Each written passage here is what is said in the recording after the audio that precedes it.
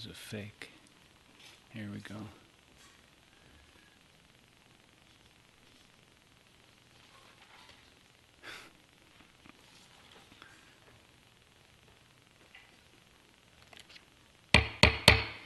Good evening and welcome to the August 28, 2013 meeting of the Edina Planning Commission. My name is Kevin Staunton. I'm the chair of the commission.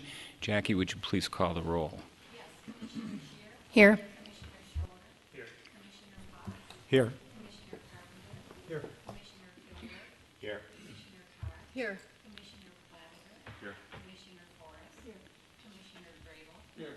Chair Staunton. Here. Thank you. Next up on the agenda is approval of the meeting agenda. Are there any additions or modifications to the meeting agenda this evening? Seeing none, I'd take a motion to approve the agenda. So moved. And is there a second? Second. All in favor say aye. Aye. Same sign. Opposed?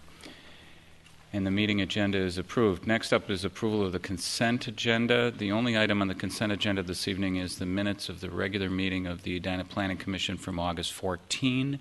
Are there any modifications or revisions to the meeting minutes from the August 14th meeting? Seeing none, I'd take a motion to approve the consent agenda. So moved. And a second? Second. All in favor say aye. Aye. Opposed, same sign. The consent agenda is approved. Next item up is the community comment portion of the meeting. This is the time of the meeting where members of the public are invited to come forward and make comments on items that are not on this evening's agenda. We've set aside 3 minutes for any such comments. If there's anyone who would like to make those comments, this would be the time to come forward.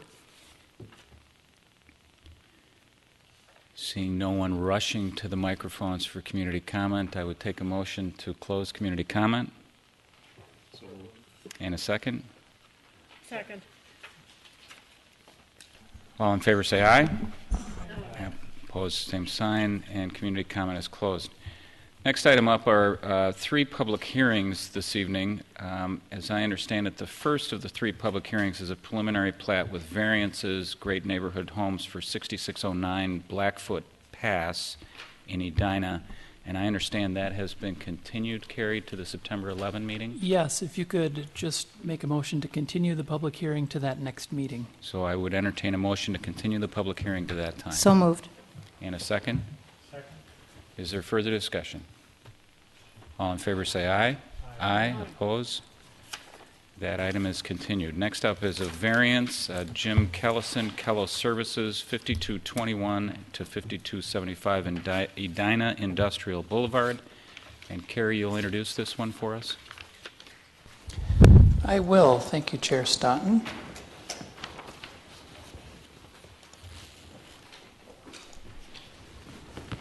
Okay, so before you is a 5-foot drive aisle setback variance located out on Industrial Boulevard.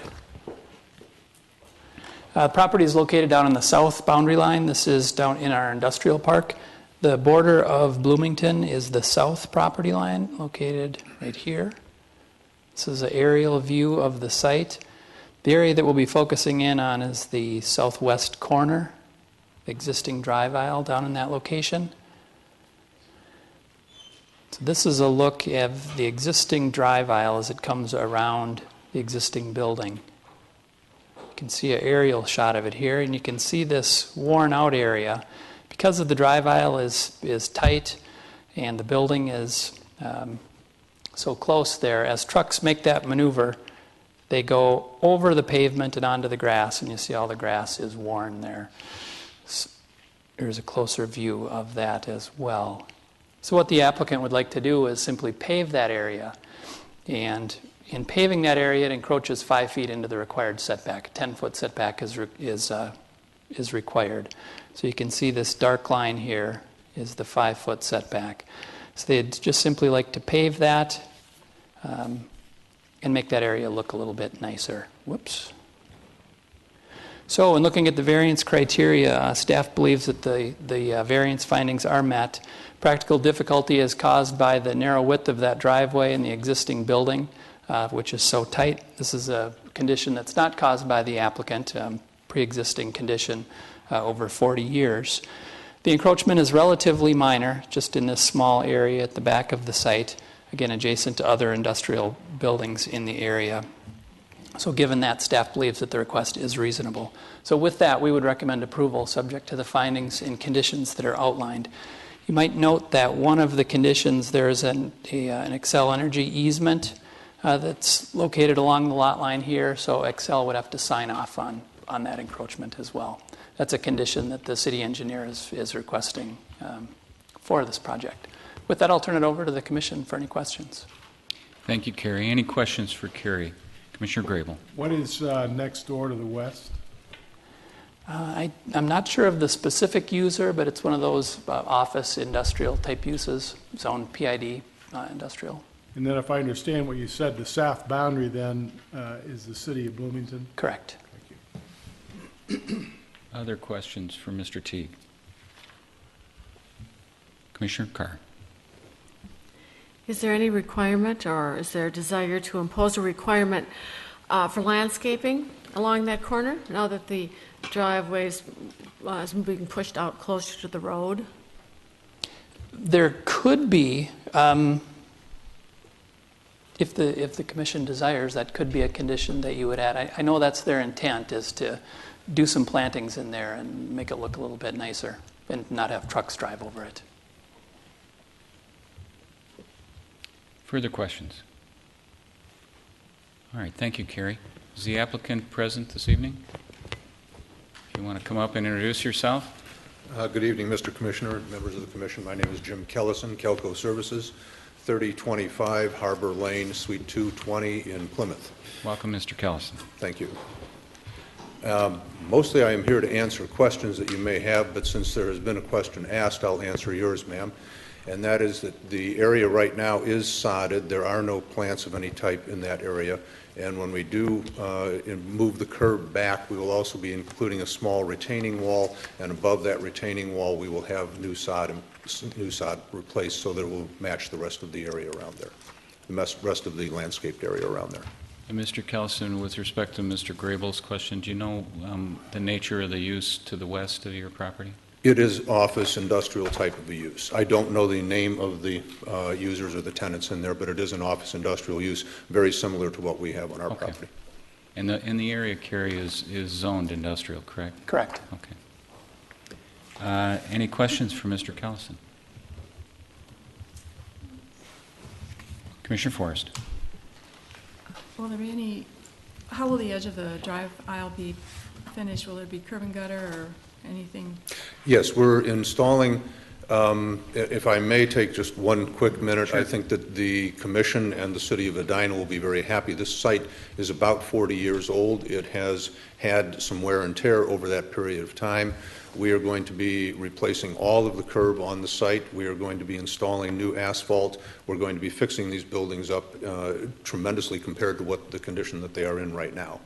And as a part of that, the area that in question right now is a bituminous curb that, with all the truck traffic over it, has been just totally destroyed. So we are putting in a B612, or as most of you probably know what that is, but a 6-inch concrete curb with a 12-inch concrete gutter so that the water will properly drain. And then we'll be installing new asphalt adjacent to that. And then behind it, a colored Versalock or Keystone type of retaining wall so that it will really enhance the aesthetics and the usability of that corner. Other questions for Mr. Kellison? Thank you. Thank you very much. This is a public hearing, and if there are any members of the public who would like to comment on this, this is the time to come forward. Please come to one of the microphones on either side and introduce yourself, and limit your comments, please, to 3 minutes. Are there any members of the public who would like to come forward at this time? Seeing none, I'd take a motion to close the public hearing. So moved. And is there a second? Second. Further discussion? All in favor say aye. Aye. Opposed, same sign. So the public hearing is closed and the discussion returns to the Planning Commission. Discussion. Or I'd entertain a motion. Move approval subject to the conditions in the staff report. Is there a second? Second. Further discussion? Hearing none, all in favor say aye. Aye. Opposed, same sign. Variance is granted. Congratulations. All right, the last of our 3 public hearings this evening is the site plan with variances, Paul Ranke, Oak Development for 6545 France Avenue in Edina. Carrie.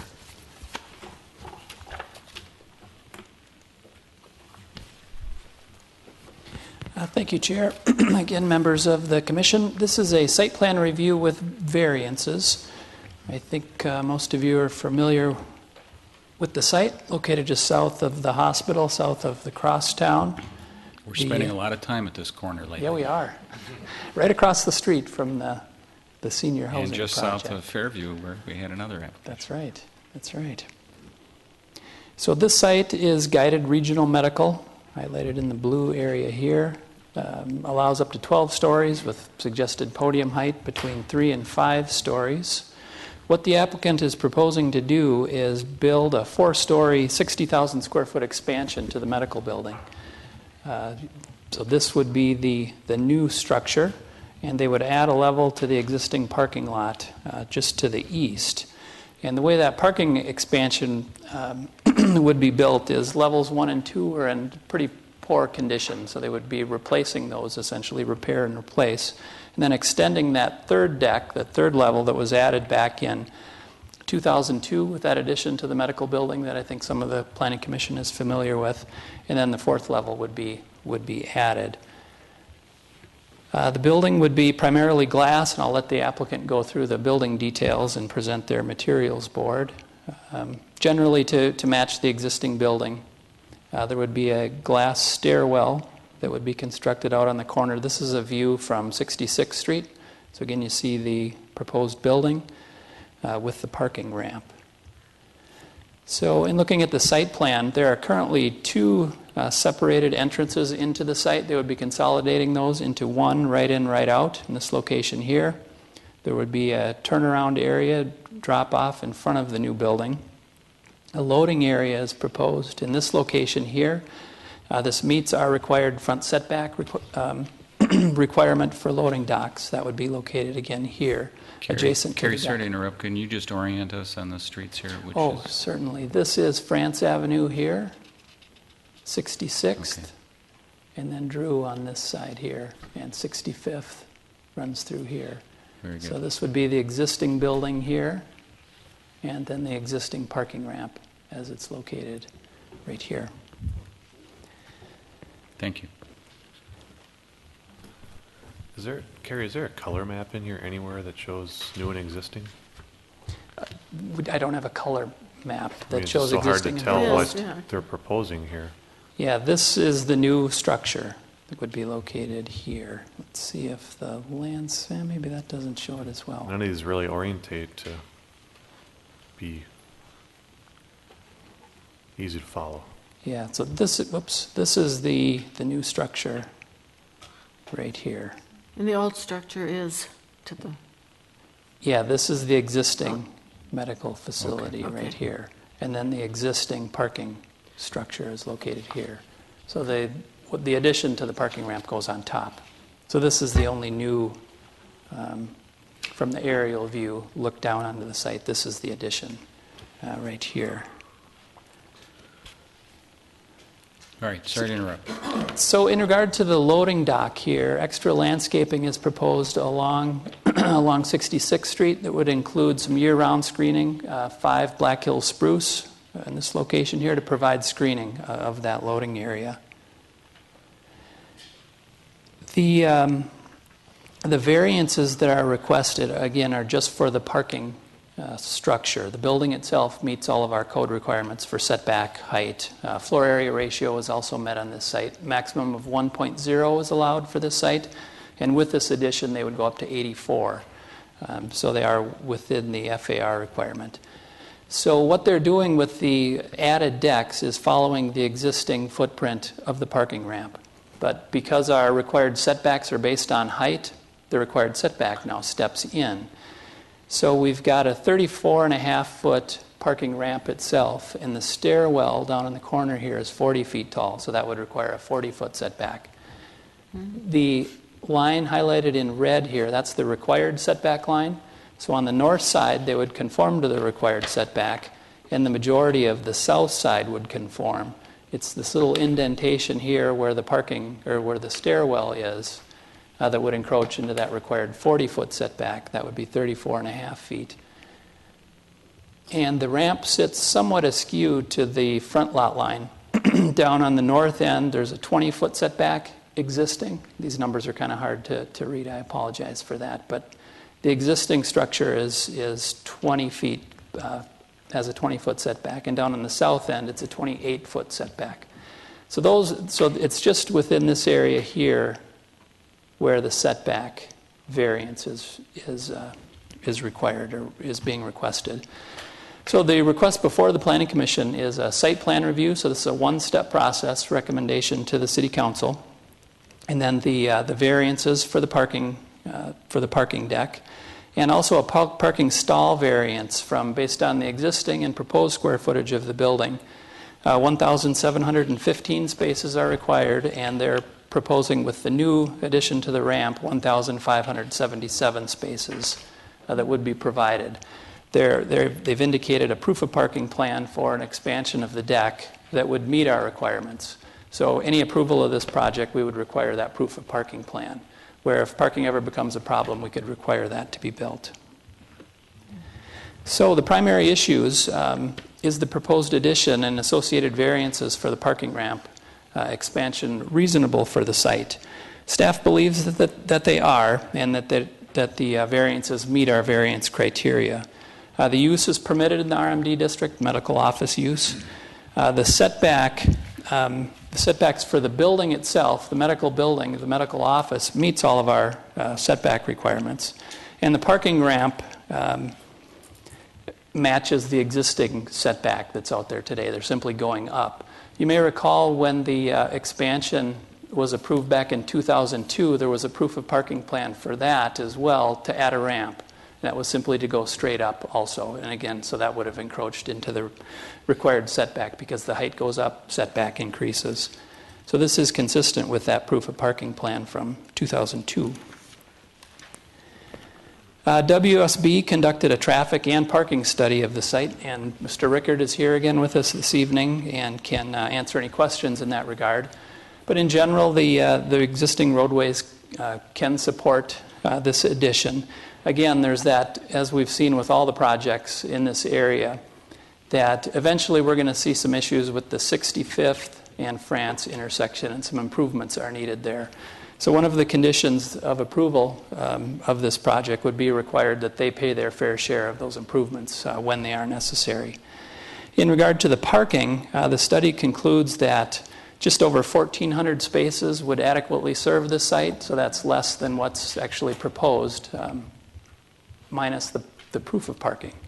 So Mr. Rickard and WSB believes that the proposed parking will satisfy the existing and proposed uses on the site.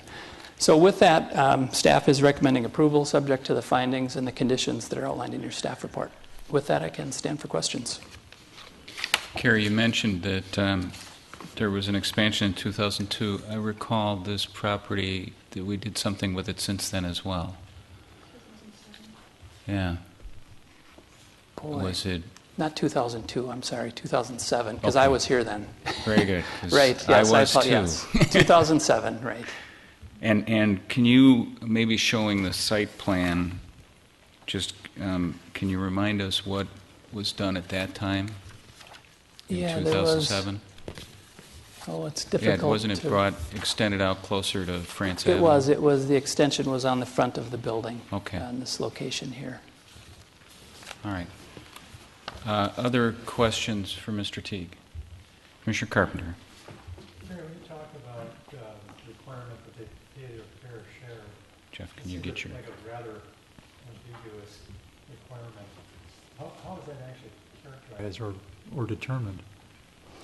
Yeah, that's a good question. I might ask Mr. Rickard for some help on that, because that's the language that we've used with all of these requests. You remember with Twin City Orthopedic, it was used with 6,500 France, with the Fairview expansion. So everybody is in line to help share in those costs, but I'm not sure exactly how that's determined. While we're Do you waiting know? for him to come up, but just to follow up on that, there's a proof of parking agreement that's entered into, and what does that agreement require? Is it just basically obligating them to, again, pay their fair share, or? The proof of parking, what that does is it gives the city the authority, typically it's the city manager, can determine if there's a parking problem and they need to address it. The city can require them then, through Okay. that proof of parking agreement, to construct the spaces that are needed to meet the code. Okay. Mr. Rickard. Thank you, Mr. Chair, members of the commission.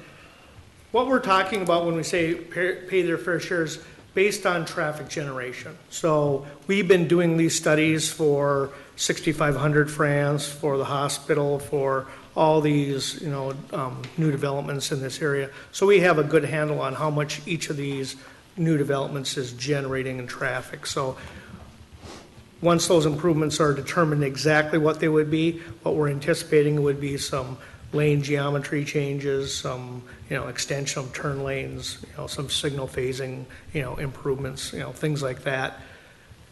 One of the things that's pending out there is the bridge, what's going to happen with the bridge and how that's all going to interact. And that's why there's really not a good handle on what we're going to do at this location yet until we get, all that, worked out with Hennepin County.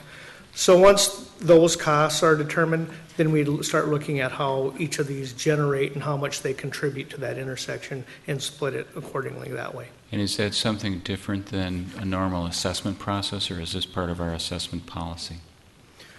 I don't know if it would be through the assessment, the 429 process. Right. That's probably how it would be, assessed. So I guess I'm picking up on Commissioner Carpenter's question. Is there something about the kind of condition that they pay their fair share that is above and beyond what we would ordinarily do in assessing additional costs for reconstruction of the intersection? No, there would not be. Okay. It's just kind of getting on the record that that's coming, and Exactly. all right. But there'll be a process that would have to be followed when that does show up to assess the costs and no more than the benefit that's accrued. Yeah, they can't say that they weren't aware of this coming down the road. Okay. Commissioner Forrest. Hunter Teague, do you have a graphic that shows, I'm going to ask you a question too, though, that shows the loading area and the screening from street level? Was there anything provided? There's not an unless they brought one with. The applicant Nice. looks like has some additional. And then, while they're getting that, I was going to ask Mr. Rickard, when you were calculating the traffic and parking, were you only considering medical office use? On this site, yes, just medical office. We did look at the background traffic and looked at all the other uses. We looked at the hospital expansion. We looked at the 6,500 France being, what is proposed today. We looked at the Southdale, and its expansion and so forth. But on this site, we just looked at a medical office, yes. Would, in their narrative, they stated that retail, restaurant, or other service providers are anticipated at the ground floor level of the building. So how would that potentially impact the traffic? A small amount of that is included in that medical office calculation, but if if it becomes a larger amount, then it would be, then we need to take it into account. It would increase, a little bit more of that peak hour traffic. So, but we did not assume that at this point. And parking as well? The parking as well, yes. Thanks. Commissioner Potts. A question for Mr. Reichert while he's up also. Relative to the proposed loading dock, I'm looking at overall site plan sheet C200, which is an 11 by 17 that was in our packet that does a good job of showing the overall proposed site. I'm trying to picture how a truck maneuvers in and backs into a loading dock without interfering with other traffic. Is that something that you look at when you assess the traffic, or do you not look at what's inside the property lines? I don't look at that. Wayne, the city engineer did look at that. So if there was any comments associated with that, Wayne would have looked at that. Yeah, he didn't raise any red flags with that. Okay, that might be something the applicant can address when they make their presentation. Thank you. Commissioner Grable.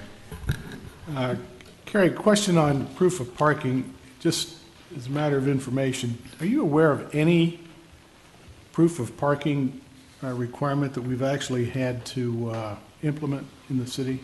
I'm not aware of any that we've ever implemented. We do have several of them, but we've never required one to be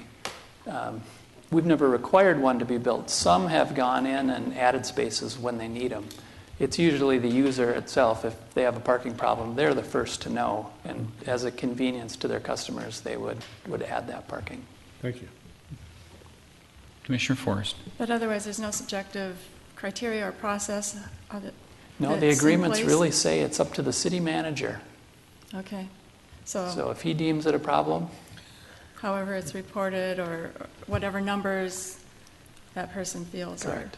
to A be lot a of them thing. say city planner or city manager. So I guess I have the authority on some of them. Thanks. 66th Street at County Road. I believe that is a county road, yeah. So I see, Mr. Rickard, in your recommendations and conclusions that there'd have to be approval from the county on the curb cut changes. Is that right?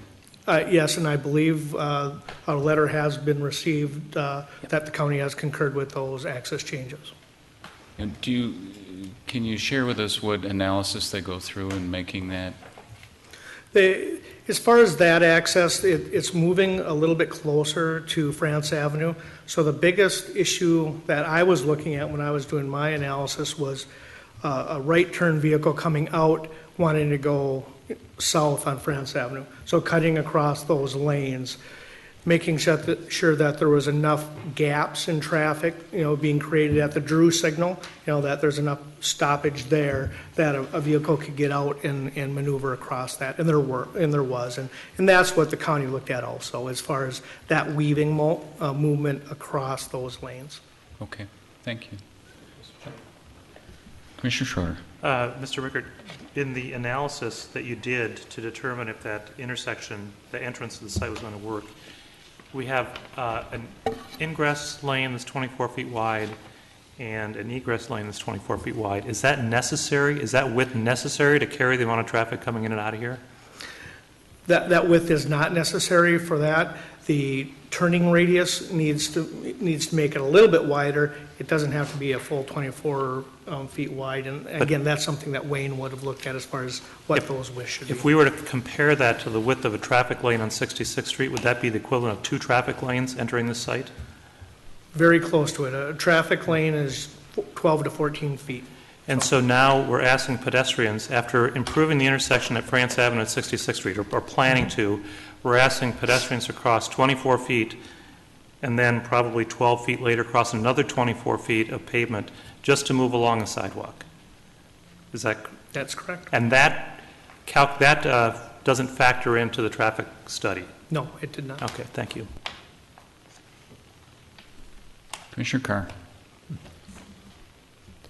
I just had a question about the landscaping. I know there's new landscaping proposed for the front, the new entrance to the building, but because the parking lot is now being raised another level, and I believe there's some landscaping there already, there's no photograph of the current landscaping. I think it's on Drew, and they're raising the level of the parking lot, so I think we should check into whether or not that landscaping is adequate. And if the trees that are planted there are not sufficiently tall enough or they're old and need to be replaced, that perhaps we should suggest landscaping along that side as well to have screening of now this additional tall building, which is just a parking lot. I mean, basically, a parking ramp. We could certainly do that. That's a good suggestion. Based on our bare minimums for landscaping, they've got enough overstory trees, shrubs, etc. However, because of that variance along Drew, we certainly would have the authority to require additional landscaping in that area. It would be interesting to see a photograph of the current view from Drew onto the parking ramp, and there's going to be an additional level now added to it, whether those trees are mature trees, have they reached their height, and again, considering perhaps adding additional landscaping there to screen that parking ramp. Other questions for Mr. Teague? All right, seeing none, thank you, Carrie. I'd invite the applicant, oh, sorry, Commissioner Grable. Well, question is, what is across Drew from this site? It's a mixture of office buildings, essentially. I think all up and down Drew. Again, all zoned regional medical district, so mostly medical office type uses. All right, thank you, Carrie. Can we go back? Go ahead. Starting with Commissioner Forrest's question, the picture, can we see that again? Okay, so this is the screening as we're coming in. Correct. The loading area would be behind right in this. And we never really did receive an answer about how the trucks will proceed. We can ask the applicant All to right. explain those movements. Thank you. Any other questions from Mr. Teague? All right, thank you, Carrie. We'd invite the applicants up to please come to the podium, introduce yourself, and tell us about your project. Good evening, Chair and Commissioners. My name is Paul Renke with Silver Oak Development, the applicant on behalf of IRET Properties. Welcome, Mr. Renke. Thank you. What I'd like to do, with your permission, just introduce the architect, James O'Shea from Collaborative Design Group, but also members of the ownership, IRET ownership, if that's okay with you. That would be great. Thank you. First, let me introduce Gail Drian on your right. Gail is the senior property manager of the property, the Southdale Medical Office Complex. Chuck Greenberg in the center with the striped shirt is the senior vice president with IRET Properties. And then Mark Reiling is executive vice president. And I wanted them to be here just to show you the importance of this project to the company as a whole. Thank you for being here. With that said, I'd like now to introduce James O'Shea with Collaborative Design Group. I'm Welcome, James O'Shea Mr. with O'Shea. Collaborative Design Group, 100 Portland Avenue South, Minneapolis. So hopefully I can answer some of your questions. I'll start off by answering the question regarding the loading dock and the trucks. And maybe I'll go to the drawings. There's a mountable curb. So, Mr. O'Shea, yeah, so you'll need to use that one if you're at Okay. the center, and then, Can you hear me? yeah, and then there is an overhead projector, or if you want to use I was going to the- go back to the drawings here real Perfect. quick, hopefully. And I think I can show you on the site plan here. Yeah, in the area just to the south of the office building, you can see a sidewalk I near think the that loading mouse. dock. I think that mouse will allow you to use a pointer if you Okay. use the mouse. You'll be So able to right show you. along here, you'll see a paved area. That's all mountable curb. And the civil engineer did do what they call an auto turn on it to determine that we can get 2 semis, full over-the-road trucks, back up in there. So, but a lot of the deliveries are going to be just kind of daily use trucks or smaller delivery vans and that kind of stuff. I think the real goal was to try and consolidate a lot of the loading for the building, because right now they don't have a good loading situation. Where does it come from right now, or where does it go? Well, let's go back here a little bit, see if we can look at it. The existing site plan, this is all parking through this area right here, and the trucks come in and they back up to this area right here, and then it comes in through the end of the building right down here in the end. But there's no formal loading dock per se, it's just an area, loading area. And a lot of the smaller vehicles, of course, just pull up out front and park along the curb out front and unload there. So our goal was to try and consolidate that, though, so we have one loading facility, so everything comes in one place and leaves one place, too. And that'll help us a lot with trash. Currently, there's a compactor right here that the trash truck has to get back in here. So that was the goal with that. You're going to have to remind me of some of your questions, because I don't remember all of the specific ones. As far as the turn-in, turn-out situation here, you know, I don't think that we don't have any general purpose to want it to be wider than it needs to be, other than the semis will come in this way, turn this way, and then back up like that, and then exit back out like this. So we're trying to provide them wider turn lanes so they can maneuver easier. So that was our main purpose for creating that. The county, their one comment with regards to this is that they would like to see one central entry point rather than two we have currently. So we were trying to meet one of their goals by creating a central entry point on this side. They, as I understand it, they don't like that there was a right-in only right up here, and they didn't like that too much. So that's why they were in pretty quick agreement with this scheme. So we've also worked with the watershed already too, and are formalizing that at this point as well. So There was also some discussion about landscaping near Drew. yep. Right now, to be honest with you, I think the construction activity along this site is probably going to damage or hurt a lot of that stuff. So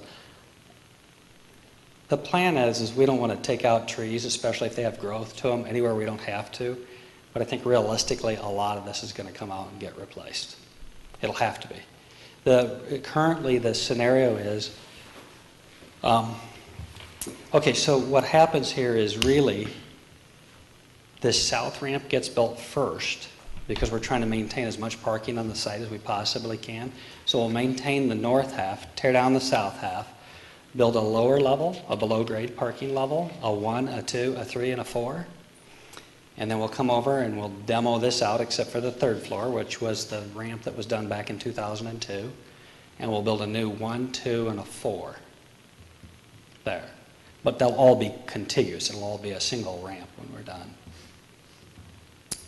But because of that, the construction activity is phased. So this will be the first piece, and this will be the second piece. So you can imagine that the traffic on the site and such is going to damage a lot of the plantings and trees along there. We also had planned, I don't know if you picked up on, a lot of this paving is redone too. The city's, your brick pavers along here, because we figure we're going to damage most of that too. So we just anticipated replacing it along Drew and then 66th. Other questions for Mr. O'Shea? Commissioner Carr. I just had a question on the loading dock there. The way you described it, the trucks are going to be backing into the area where cars are coming in, and I know we also raised the question of pedestrians crossing over that area. Have you given any thought to moving the loading dock to the back of the building and accessing it from a different street instead of at the front of the building where you get all the pedestrian traffic and the visitor traffic, patient traffic? Well, no, we never really looked at it because this was the new addition area. And what we're trying to do is there's a lower level of parking here.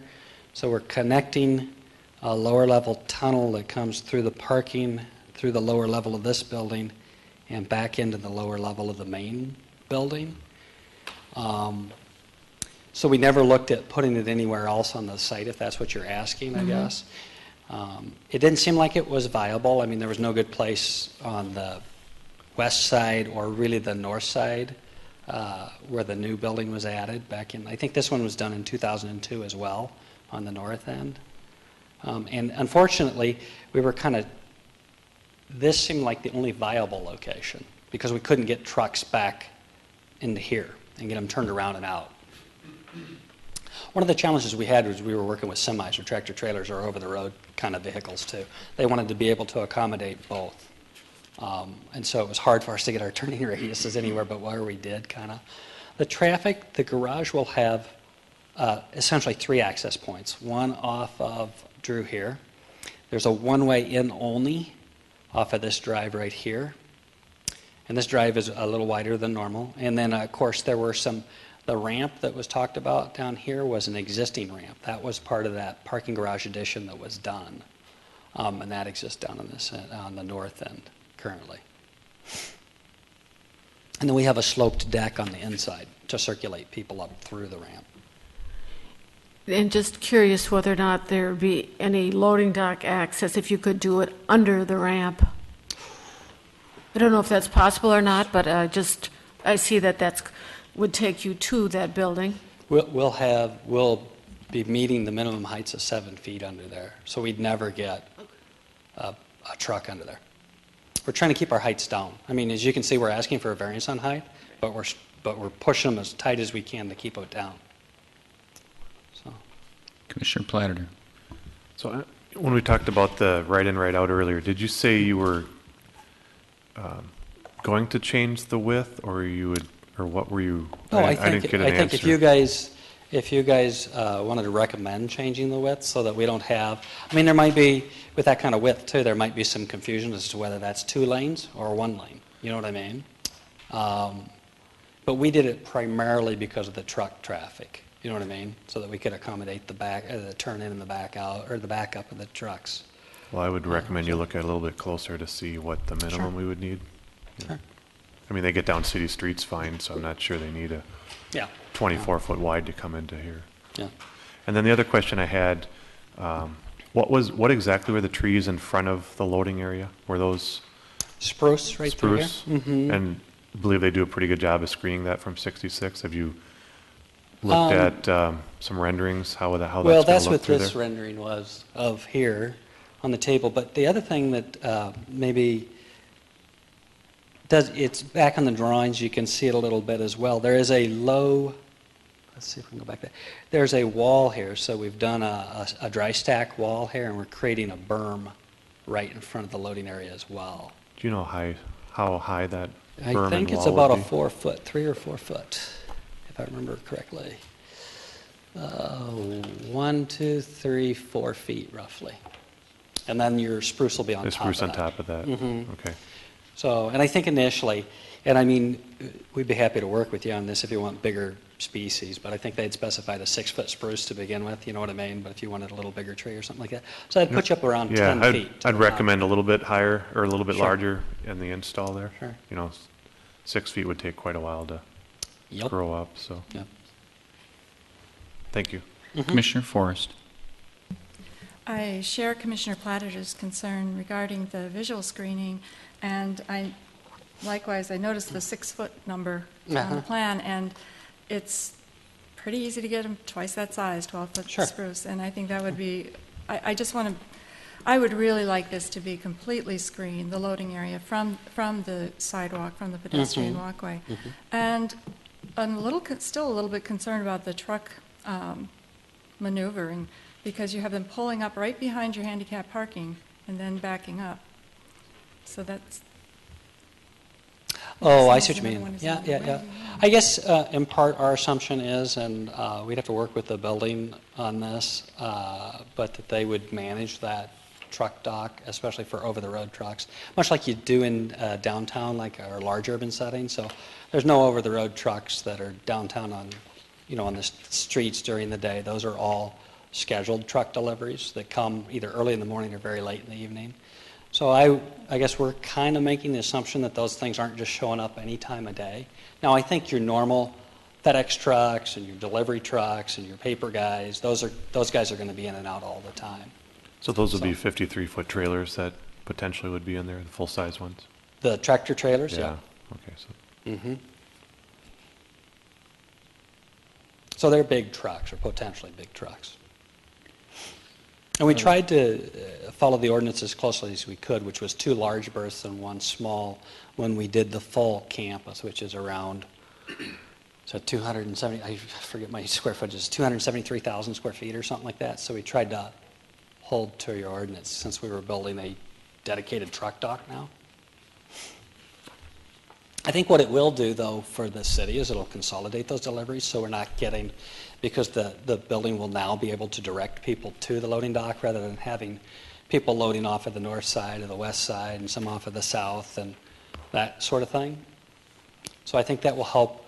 One of the big problems with this site is just the kind of the circulation in general. So I think this should make it a much safer site and allow for circulation that works better for everybody by consolidating these. So to that point, is this intended to become kind of the front of the building? No, I don't think so. So this turning kind of island that you have in there, is that a drop-off or? Well, Or will yes, this is a drop-off for this building. And one of the other things we were proposing was a vestibule in to the main building right off of this drop-off too. So Kind of through Subway, if you know where Subway is inside there. So we'd create some doors on the backside so you could get into the main building as well. So there's still the front entrance on the west side? Yep, that's still to And be that- maintained as the front entrance, yeah. Okay. Was there any parking on that loop coming in, or is it? It's all drop-off. All of this drop-off indent only? here is Okay. drop-off, yeah. Was there any, My- as, Sorry, Go ahead. my comment was, will people double park there essentially to run in? I'm not Probably, saying there necessarily should be parking, but probably just in a and out. concern on how people actually use it for you guys, that could Probably, occur. but I think one of our concerns is that at the existing main entrance, you just kind of drop off in the middle of the drive. So we were trying to create kind of a dedicated drop-off or a place where you could park the car long enough to get somebody in a wheelchair and out the door and into the space kind of thing, I think was our goal. I mean, certainly we could create this just as a loop and without sort of a drop-off zone there, but Yeah, I'm not opposed to drop-off, obviously, whatever we need to do. I'm just concerned that you get people double stacked in there. I'm And then sure it's people will cut abuse off. it. Yes. So There probably will you be may a want bit to of just abuse. consider that in your planning a little bit, so. other questions for Mr. O'Shea? Commissioner Forrest? I'm not sure, I want to discuss the parking numbers a little bit further, so I'm not Sure. sure if you wanted to Sure. tackle that one? Sure. Okay, well, here we go. I had entirely too much free time, apparently. In 2007, the agreed-upon number of parking spaces was 1,288, with additional parking that could bring it up, with a proof of parking, up to 1,444.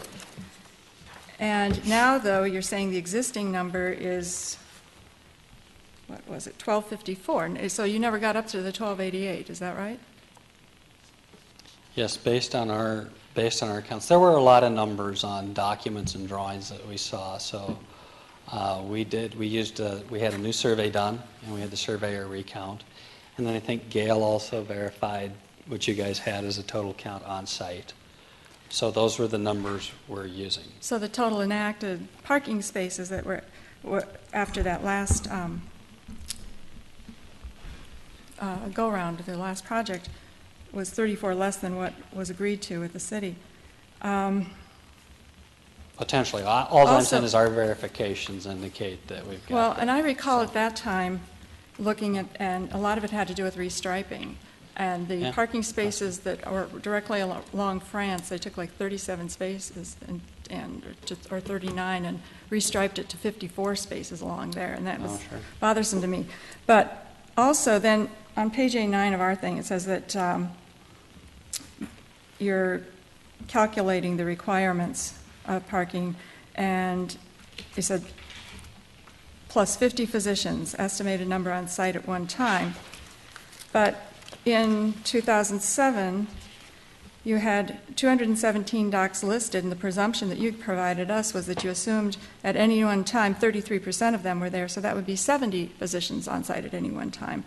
So I don't think your numbers are going down, I hope, if you're continuing to make improvements. So I'm just concerned about if you can explain any of these inconsistencies to me. And the other Well- thing, go ahead. We're not the same group that did Right, work right, back I in know, and it could 2002. be that different, Okay. you use different And what we did calculations with too. the doctors is we just took and looked at the total number of practices that were there Mm-hmm. and the total number of docs. And then any number of those docs don't even actually practice there. They may be a part of a practice, but they may never come to Southdale. They might work in the Woodbury office or something like that. So we just made up our own percentage and came up with a number, basically. If for some reason you don't feel that's sufficient, then I think we could adjust those numbers to be. I'm not big on So- over-parking, but I just want to, you're making all these improvements. I want to make sure that we've got the right numbers in place once we're done, or whatever the council can work with. The other concern I had was regarding the parking utilization analysis. Counts were done about the number of open spaces at 10 a.m. and 3 p.m. on weekdays, and then you took an average of the two times and split that all out, deleting the high and low and all of that, to come up with your presumed number of open spaces on site at any given time as 322. But at 3 p.m., people are winding down, new patients aren't coming in. I think that's a little bit misleading. Wouldn't you want to plan your parking for your peak time rather than an average time? Well, I think Mr. Richter would have to talk about, that was his information from WSB that we used in establishing our kind of parking Right, but the numbers. formula wasn't, I don't think that was in the WSB analysis. I think Well, they took your Oh. assumptions. But, so, anyway, I just think we need to focus on the number of spaces that may be open at peak time, or Sure. rather than taking that 3 p.m. average time when people are leaving and not very many people are coming in. I think we were trying to work with the most current information we had at that time, I guess is what I'm saying. And then we had to come up with a way to recommend or devise what we felt was a reasonable number to ask for, because we knew we were going to come in and ask for a variance on parking, because we didn't want to go up 5 levels with parking. And we parked the site as much as we could, you know what I mean? So the existing site is parked as much as it could, so the only way to solve it is to go up with that ramp. And it'd be our goal not to make that thing higher than we need to, or else it'll start dwarfing everything else on the site, I think. So, and hopefully we can achieve that balance with you, I think is what we're after, is try and find that. Well, there are open spaces right now, so that's a good thing, and you're adding more. And like I said, I'm not keen on overparking, but I'm also aware that when you make the spaces narrower and sometimes change different configurations Sure. and circulation, you've got a lot of people, when you're talking about a medical office building, who are coming there who may be elderly or who may be physically Yep. impaired in some manner, even temporarily. So Yep. it's just an awareness when you get skinny little parking spaces. In order to provide a certain number, it seems like it could be a little bit self-defeating as far as the actual use goes. But Sure. I was just kind of wondering how you came up with those numbers. Thank you. Mm-hmm. Other questions for Mr. O'Shea? Commissioner Carr. Just a quick question for the in and out in the new area. Are the pedestrian walkways continuing from the sidewalk, are those going to be clearly marked, or how are those marked? So if you have pedestrians walking along the sidewalk, they come to this drive, how are those going to be marked? Well, I'd have to talk to the civil engineer on that, but yes, they'd be marked.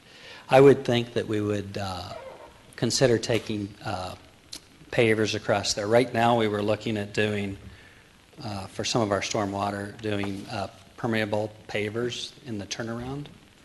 So we're pretty committed to using pavers on the site as it is already, especially, we're replacing what's along the south and east sides, plus we're doing pavers throughout this area. I think either a paver pattern that goes across or simply a crosswalk, one of the two. Thank you. We'd want it marked, let's put it that way. All right, other questions for Mr. O'Shea? All right, thank you. Yep. This is a public hearing, so at this time we'd invite members of the public who want to comment on this application to come forward to one of the podiums, introduce yourself, and share your comments. Are there any public comments during the public hearing? Seeing none, I'd take a motion to close the public hearing. And a second? Second. Further discussion? Hearing none, all in favor say aye. Aye. Opposed, same sign. All right, so the public hearing is closed and the discussion comes back to the commission. Comments?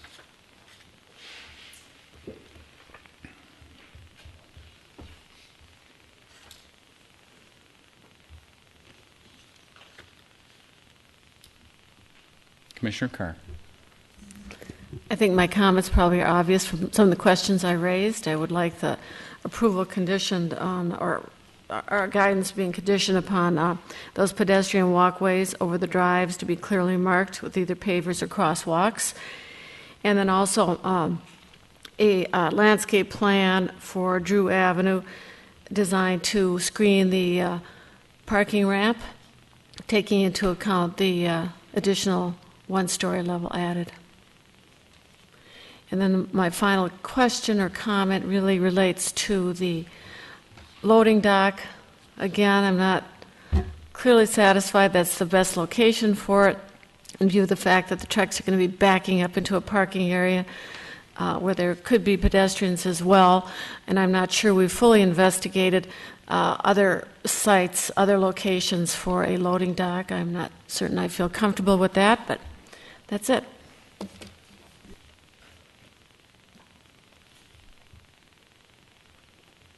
Other comments?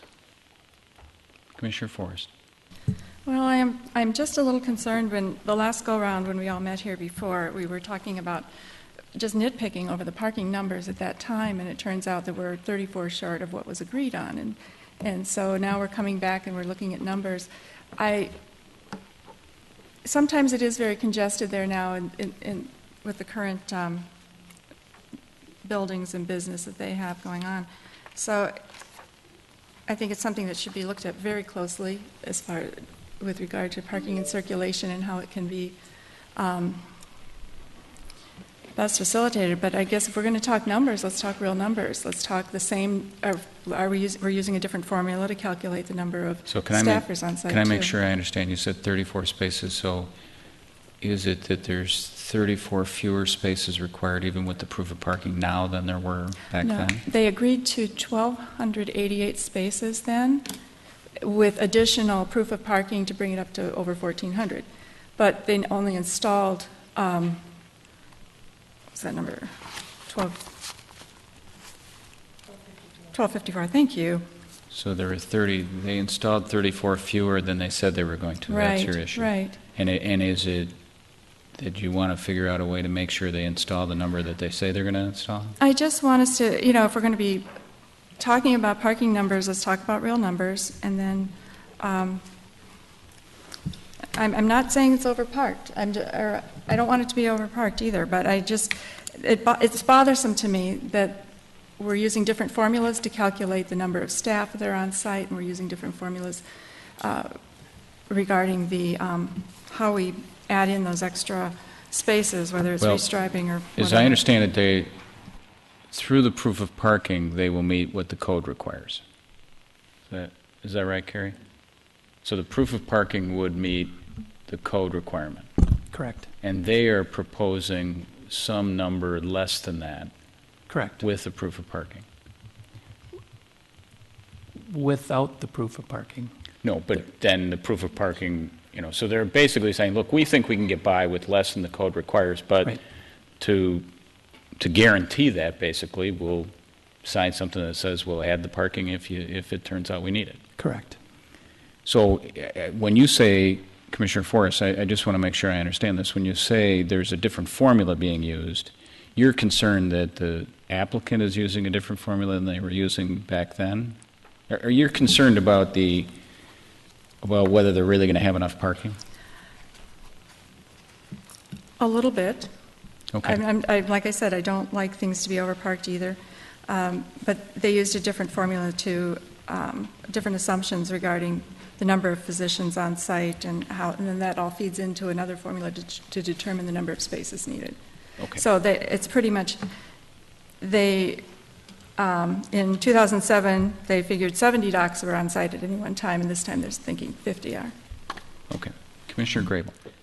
But I think the applicant said that they is somebody that's not involved with this proposal. Is that correct? Who did the 2007? The design was KKE Architects. That's a different firm than mine firm. or our current designer architect. Okay, thank you. So No, numbers are not numbers, because if you're going to complain about what the former group did. I'm not complaining about what the former group did. I'm commenting on the fact that we're getting different approaches to this, and then this is all being fed into the WSB formula and our zoning ordinance formula for the number of spaces required. All of a sudden, they've got 20 fewer physicians on site, and I don't think that's the case. But the proof of parking provides the number of parking spaces that are required by the ordinance. Then why do we have a baseline at this point? That's what I'm wondering, if they're not going to use it. And what is that baseline being determined by? That was my question. Other comments? I guess I'd say, Commissioner Forrest, with respect to your concern about the parking, I'm inclined to leave it to the property owner because they're the ones who, it's kind of making sure, it's kind of like I'm inclined to let the pilot be concerned about the safety of the plane because he's going to fly it. And if there were not a proof of parking, I'd be more concerned because then we're on board the plane too. We've never seen one implemented, though, and Well, which is right, but- fine, which is but fine, that that's may good. well be because we haven't needed That's one. good. I'm just saying, why are we even talking about these baseline numbers? It's it's pretty wishy-washy and semi-arbitrary. That's what I'm wondering Well, with this. I think what they're saying is we think we can run our business with fewer parking spaces, and the proof of parking is a way to guarantee that if we're wrong, that you can make us add the parking. So I guess I think in general we probably have standards that require too much parking if I look at the parking lots that we have. We have way So too if much somebody's- parking in these areas in a lot of cases, so. Right. Commissioner Scheer. But for the record, the calculation notwithstanding or the baseline notwithstanding, and for the public that might be watching, the proposal is that there will be, after the additions to the ramp, 1,577 spaces with proof of parking to 1,752, correct? If you say so. I think I'm right. I believe you. I think I'm right. Okay. I just wanted to be clear about that. Carrie, are those numbers, okay, good. Okay, thank you. Other comments? Commissioner Schroeder. Well, I just want to reiterate we've talked a little bit about this, and one of the factors that I want to consider even before we get to parking is how do you get in and out of this site, and I think we've dedicated way too much pavement to getting in and out, and I think we've created, even if you can regulate when trucks get in and out, there's still a conflict that's created by a semi backing more than 100 feet and having to turn a corner to get into a parking garage in the same direction that people are trying to access the parking garage. So I'm not comfortable with the interface with 66th Street from the perspective of how vehicles move through here, and in particular with the emphasis we're trying to get going on France Avenue to create a more pedestrian-focused environment. And we have two entries to this site, or an entrance and an exit that's as wide, essentially, as 2 lanes of 66th Street. And I understand the need to accommodate trucks to get in and out of here. It does not, to me, seem to be well resolved from the community's perspective of how we like to see this project interface with 66th Street. Would your concern be addressed by narrower lanes going in and out, or are you suggesting that there needs to be a reconfiguration? I think a reconfiguration. First of all, they have an entrance and an exit, each with the equivalent of 2 lanes. Why wouldn't they just have one? If they're already bringing trucks in, they have to cross vehicle movement and pedestrian movement paths. Why don't they put it all into one entrance that might be 28 feet wide or 32 feet wide instead of 2 that are each 24 feet wide? There has to be a different way of dealing with this. But even if you get past that, you still have trucks backing essentially across the front entry to this building, across the sidewalk that people are using to access the building if they happen to be walking in from 66th Street.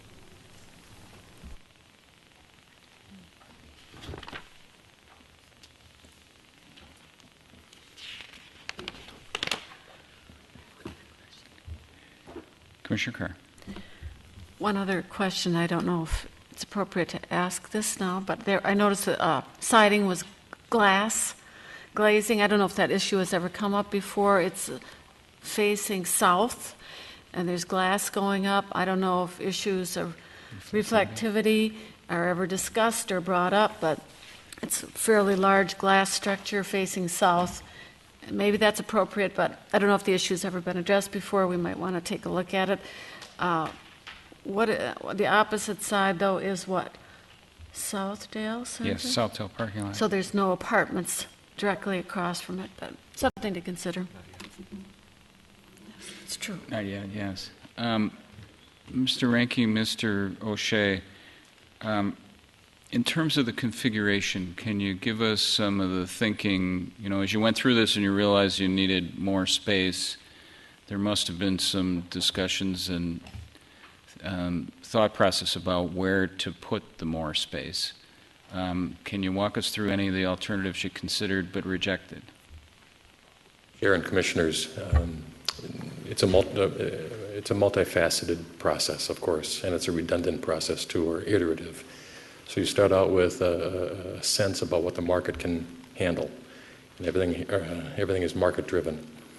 So with that said, this project and building went from 4 stories, 5 stories, wider, fatter, taller, skinnier, and then the reality hit home about setbacks and abiding with city ordinances. So then we started massaging what we felt was the proper amount of square footage. In this case, it's 60,000 feet with the parking component. And by the time we applied the setbacks, that as we went higher, we dropped it down again, moved it back, and we ended up with what appears to be a realistic size building. So from a market perspective, you were comfortable with expanding by 60,000 square feet. Yes, sir. So then the question is, where does the 60,000 square feet go? Yes, sir. Did you give any consideration to the 60,000 square feet going on the west side of the building? That's the direction you expanded the last time that you We did. this. Okay, and And what that- was the rationale for not pursuing that? France Avenue is such a premier and prestigious drive that in our main entrance to the building right there currently, it did not make any sense at all to ownership to try to create a building structure that tied into that west plane. Oh, I see. So if you were going to add a module, if you will, onto that side, you thought it would ruin that facade. It sure would. Okay. And then if we separated the building, put it further west towards France, then we're isolating it from the existing core building, and that didn't make any sense. So if we were going to do it, it needed to be connected, and then also with the tunnel system. And was there consideration, because the last time you came through, you actually just you expanded the existing building west Right. toward France. Right. Not all the way to France, but a little bit. Was there consideration of just continuing to expand the building west? It didn't work, and we didn't pursue it very far to get the 60,000 square foot quotient or quota. And so this little notch, if you will, in the building became a place that you thought was attractive to fill in. Well, attractive too, and then be thinking about what might happen if we did try to put it on that existing west plane.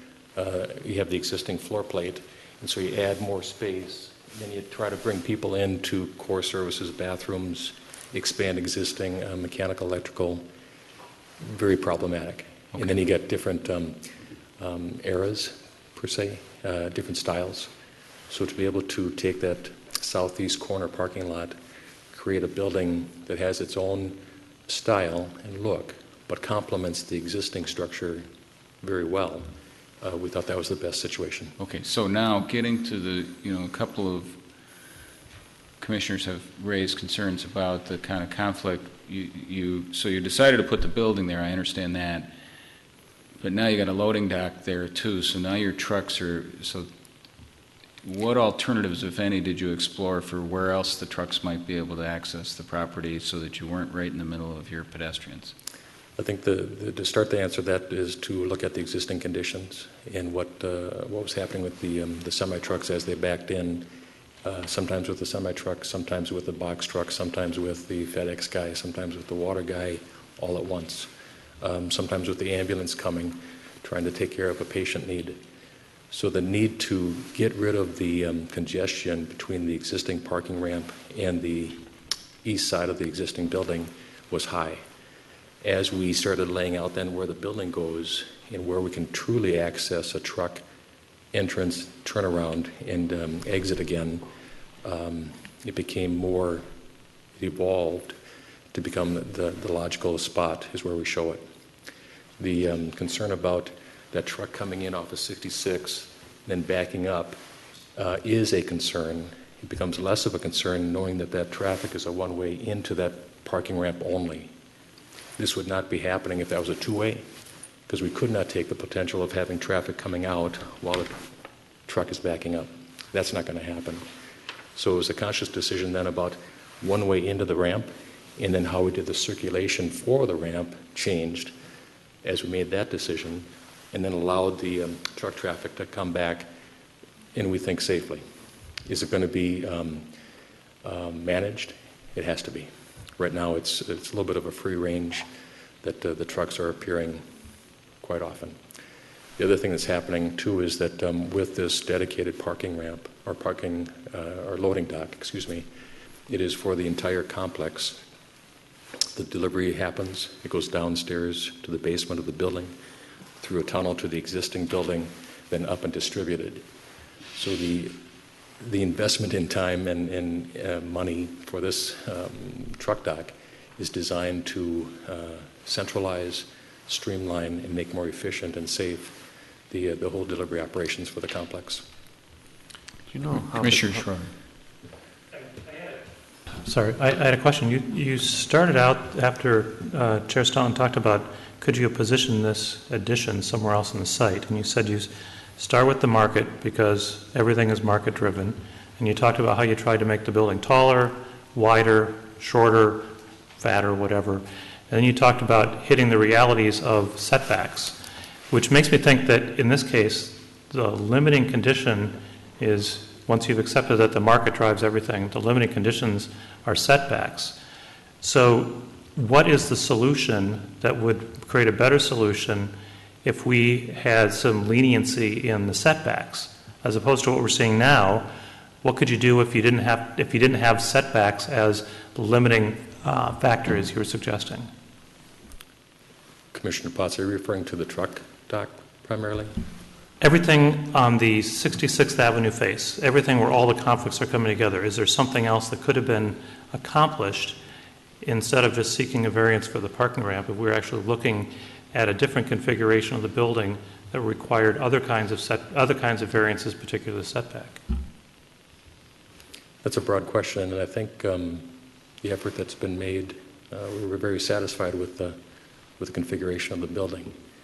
The truck issue is of concern to the commission, I can tell, and the realities of the ramp and whatnot still make it reasonable, I think, to have it in the location as picked. I have no issue with the configuration of the building. I have a problem with the configuration of access on the site, just to make sure that's clear. Commissioner Grable, then I'll come to Commissioner Platter. Does someone have an idea or an average? The question is, at the existing building, how many times a week does a long tractor trailer come into the site? I'm not sure, Gail. I'm Gail Dreon. I'm the manager of the property. Come on, if you wouldn't mind coming up, just so that folks who are watching can hear you on the video.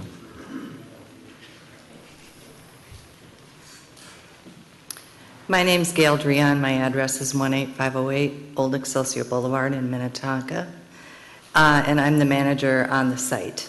And currently, we do not accept semi-deliveries because our site can't accommodate it. So medical equipment now, MRI equipment, CT equipment, other large equipment, tenant moves. It's often advantageous to have semi or long box trucks on our site, and then those are scheduled after hours or early morning. Sometimes they have to be offloaded on the street on 66th Street if it's heavy equipment, because that's a county road and it can accept the weight. But currently our site can't handle those type of conditions. So it is a concern to have some type of delivery, a formal delivery loading area, rather than blocking off stalls in our patient parking lot, which is that south lot off 66th Street. So you would anticipate then, if you do have a semi come in, that it would be before hours or after hours? How do you regulate that? Correct. We require our tenants to schedule any type of special delivery so that we can coordinate it for early morning or at night after 5. Mr. Chair?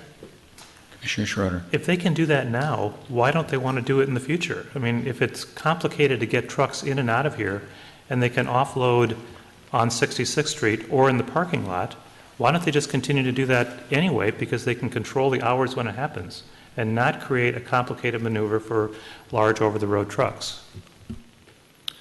Part of that answer is just the winter conditions, the snow rain elements. So when we have be it a tenant move-in or deliveries, 66th, it's just not something we want to do. And I think you can understand that, in a snowing winter blizzard, we still have an operation to run, or the building is still running. So the need for a truck dock and the simplification of this truck dock, again, I think is a reasonable situation. Commissioner Platter. So I think what I'm hearing is it's probably not daily a big truck comes in. It may not be weekly, and you're going to regulate when they come in, right? We need to. So I'm not as concerned, I guess, as some other people on the commission if it's not like a retail store where you've got 3 to 4 coming a day, right? Correct. It's not a grocery store. Or a grocery store or whatever that's going to come in. So if it can be scheduled, which I'm assuming you'll want to schedule to less impact to the public on the site, you would do that. And if it doesn't sound like it's when a tenant moves with larger equipment or MRIs or something like that, that's, I don't know how many of those times a year that happens, but it doesn't sound like it would be weekly or maybe even. So that's my 2 cents on the truck delivery there. So it's not, I don't see that it's you're going to have FedEx trucks day to day and all that, but the big trucks that I think people are here more concerned about is, I would say, a rarity, is that, at least not a it's not a daily occurrence, yeah. Commissioner Carr. My only comment on that is that, well, I'm not concerned just about the long trucks. I mean, even a medium-sized truck, there's no turnaround area, so they have to back up and go over pedestrian areas. So it's not necessarily the size of the truck, it's the location of the dock, the loading dock, in proximity to vehicular traffic and possibly pedestrian traffic.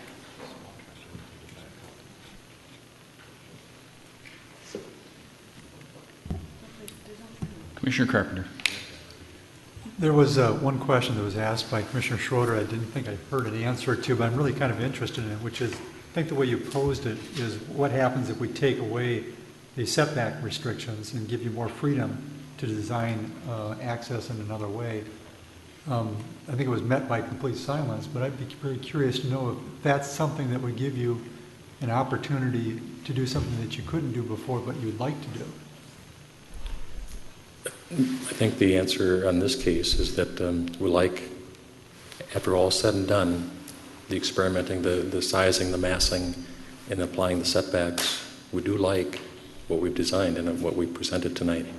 But that's not the question I'm asking you. Oh, but I'm not sure what I would do differently. Well, go back to your architect, who presumably designed this and would have the maybe greater freedom in how you... Actually, we discussed that about pushing the building forward, like new urbanism, et cetera, but that pushed the loading dock to the back and made it even a worse condition to get a truck back into that turnaround and then back out.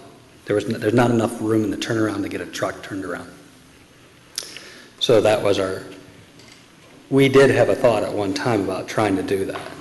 The other things we've looked at too, just so everybody knows, is that the one way we have into the parking ramp, we've looked at that potentially not being there. And I don't think we have any problem. I think we thought that with that single entrance right in, right out, that was a benefit to the city and the site, you know what I mean? But if people would prefer to have a standard turn-in, like a 24-foot wide turn-in, or 28 feet or whatever it happens to be, I don't think we'd be opposed to that. So we just thought that was a benefit, because it kind of separates that traffic a little bit. It makes it a little cleaner for access in and out. People don't have to think quite so much. So I think we saw that as a positive or a plus. And the loading dock, realistically, at the end of the day, our goal was to make it safer and better. Right now, it's not very safe, and it's not real good. And so our goal, even if people are struggling with it, is to consolidate it, put it in a safe place, and make it better so that we don't have deliveries occurring at 5 different points around the campus where there's greater potential for the pedestrian to get hit or something. You know what I mean? There's no real reason pedestrians should even be back there, because that's kind of nothing right now but a drive into the garage, one way into the garage, and a loading dock. There's no reason they should be walking there because there's direct access from the garage straight into the building. You don't have to go out of the garage to get into the building. Except that you have a sidewalk from the 66th Street sidewalk to the front door of your building. Right, you're talking about parallel on 66, right? Or are you talking about where it crosses to get to the front? And leading, Yeah. crossing Yeah. that path and getting to the front door of your Yeah. building. Yeah, we could eliminate that, though, and put everything down to the corners. You know what I mean? Well, I'm just saying that's a solution. And I think the other reason that we kind of placed the building, you guys talked about siting the building. Did we look at other options? Yes, we did. Kind of the France side was a no-no. There was no good place to put it there, number one. And number two, it was hard to make, as Paul mentioned, make the building work with that footprint, with like the current lease situation in the core of the building. And so we kind of looked at what KKE had done previously, which was to fill in that wide area and flip that, more or less, if that's what you want to say. There's not a lot of leftover property on the site that isn't building or parking. And it was a nice square shape. It gave us a lot of width in both directions. So we weren't in a real narrow, long building or something like that. All right, thank you, Mr. O'Shea. Further comments, or I'd entertain a motion. Commissioner Scherer. Were there estimates done about, as far as the traffic on the site and how people have typically used it? What percentage of traffic would probably enter the garage in the one-way access that's right in front of the loading dock in comparison to the two-way in and out access that is on Drew? I can't tell you the exact percentage, but I assumed about a third coming in each of those driveways. About a third of the traffic coming in, and then 50% going out those, 'cause since that's just a one-way in, the rest, it would all come out those other 2 driveways. So you'll see where I was going with this. Suffice it to say, you would say it would be a potential block and a problem on Drew if we had that be the only ingress and egress? No, I don't think it would be. If we would remove this as an in for this, it would not impact, those other accesses, because the majority of that traffic that would use that would come in off of Drew then, and that access, there's not a lot of traffic on Drew. Drew is, very underutilized in that respect. 2 or 3 medical buildings on the other side of the street, and that's it, to my recollection? Yep, so it would not be an issue. And then there is another access over on the north side, too, into the parking lot.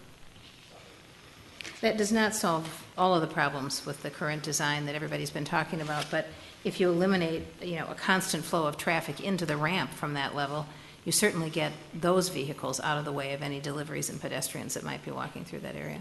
That is correct. Thank you. Carrie,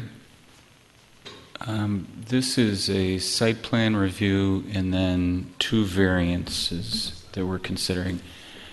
I don't hear a lot of discussion about the variances at this point on the parking ramp and the height of that, as well as the parking stall variance, given that we're going to have a proof of parking.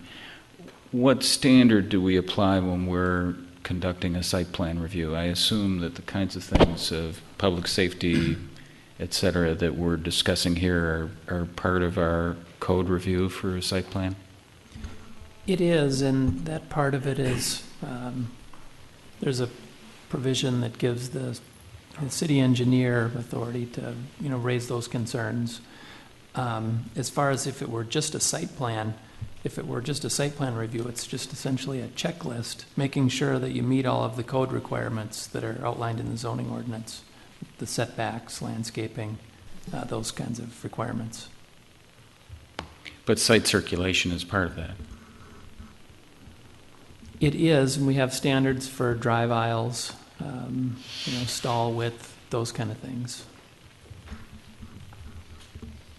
Okay. Has the city engineer checked off on all of those? He has reviewed it and didn't raise these concerns as part of our development review meeting or in the memo that he's provided. Commissioner Platter. Well, I would like to make a motion, unless there's any other discussion, a motion to approve this based upon the staff conditions, and then I had at least 3 other conditions on this. One was provide a landscaping plan along Drew Avenue that would show the screening for the new parking structure. Larger trees, as we discussed on the truck dock side. I think 6 feet are too small. I don't, maybe 12 feet when they go in across that berm, so it wouldn't be seen from 66th Street. And also to the in and out there, that it either be the 2 lanes be narrowed to more road width, or they be combined to what I guess I'm fine either way, combined to minimize the pavement there, and then also a pedestrian walk be prominent in there, whether that be pavers, subject to city review as to other types of places we're putting in for that. And those are my additions. Further discussion. Commissioner Carr. My question is it appropriate to separate this into 2 motions? And Carrie, I'm kind of looking over in your direction because we have 2 issues here. One is the site plan review, and the other one are the variances. Is it appropriate to separate those, or are they one and the same? I think you'd want to tie these together. But yeah, a little more authority to require conditions as part of a variance as opposed to a site plan.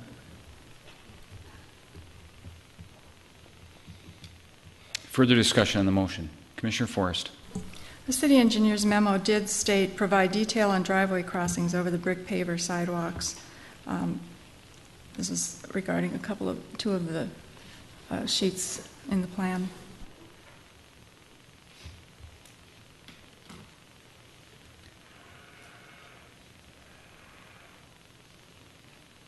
Further discussion? Hearing none, why don't we do a roll call vote on this?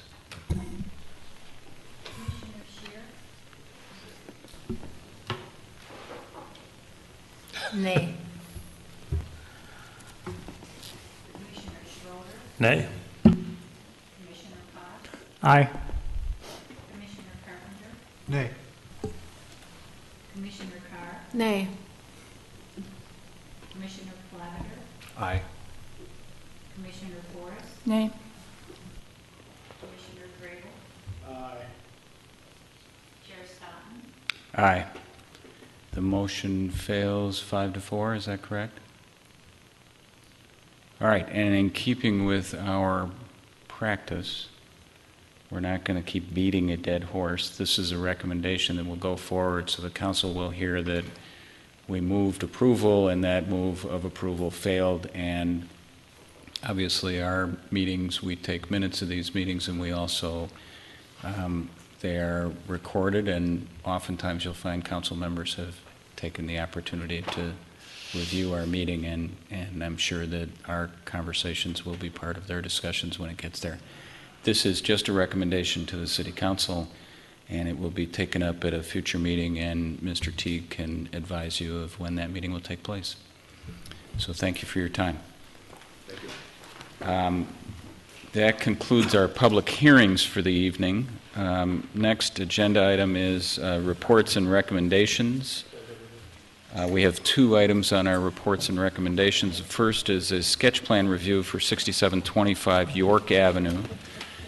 For those folks who are here in attendance or are watching either live or on tape, sketch plan review is a relatively new vehicle that we have adopted here in the city. The idea is to hear a proposal for future development of a site very early in the process before a lot of time and money has been invested in engineering and architecture, et cetera, and to give the Planning Commission and subsequently, if the applicant chooses, the City Council the opportunity to give some informal feedback on whether the idea is of interest to the city or not. So I'd ask the... Excuse me, Mr. Chair. Yeah.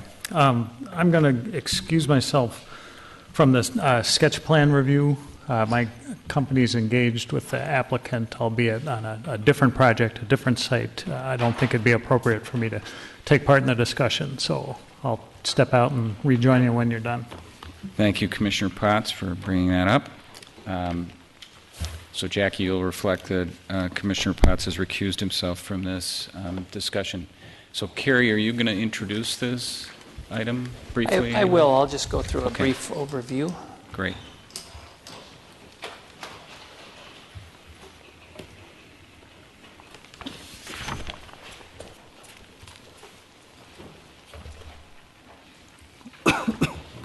Okay, so this site, 6725 York Avenue, often referred to as the Wick site, located just east of Southdale on the east side of York.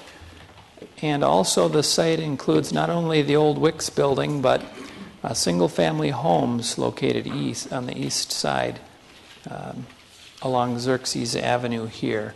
What the applicant is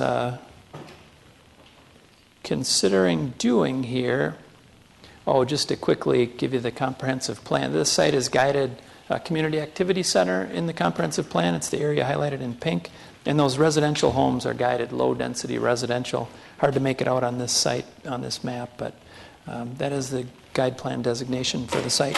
The applicant is proposing to tear down those single-family homes and the old Wicks building and construct a 6-story, 272-unit upscale apartment complex. There would be potentially just over 22,000 square foot market or deli on the first level. This is a rendering showing the project from York Avenue.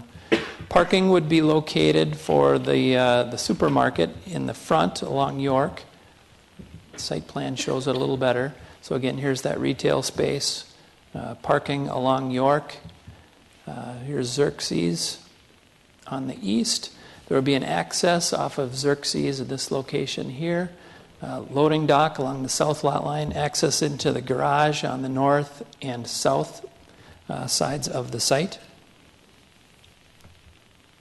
On the second level, there would be an amenity deck, is what it's referred to. It would include a pool area and kind of an outdoor gathering space. It would be elevated, again, the second level, so it would look over the Lund site, or the Cub Food site to the south, the liquor store site.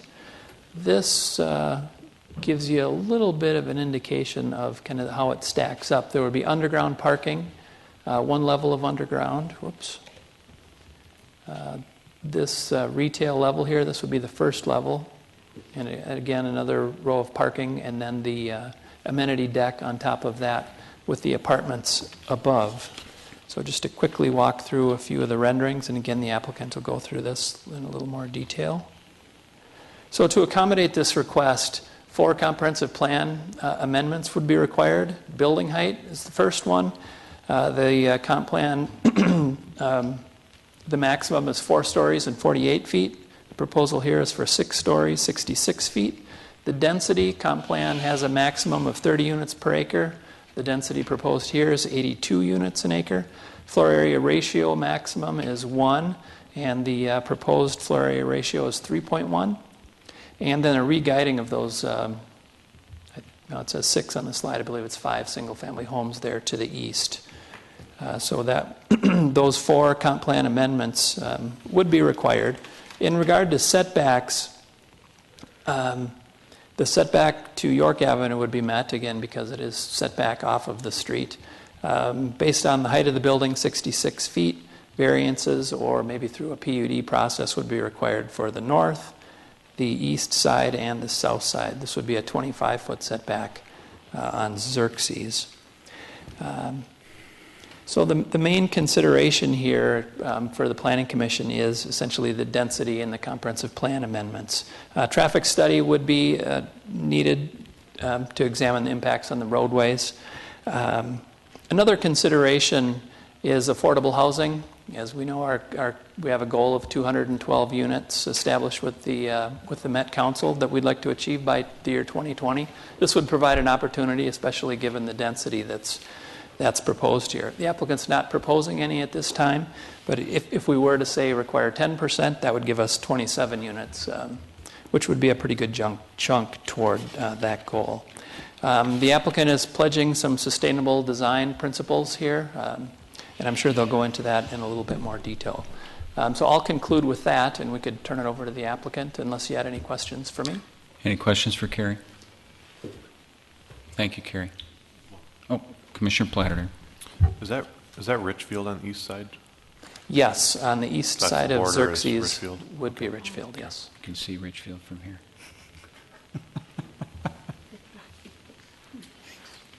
All right, welcome the applicant to come up and introduce yourself and tell us a little bit about your proposed project.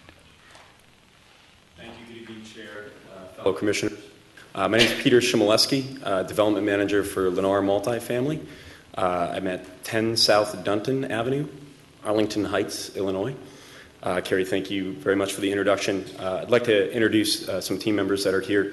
The division president for Lennar Multifamily, Mr. Doug Bober, is in the audience, and our architect from ESG Architects, Aaron Rosseth, who will be giving part of the presentation.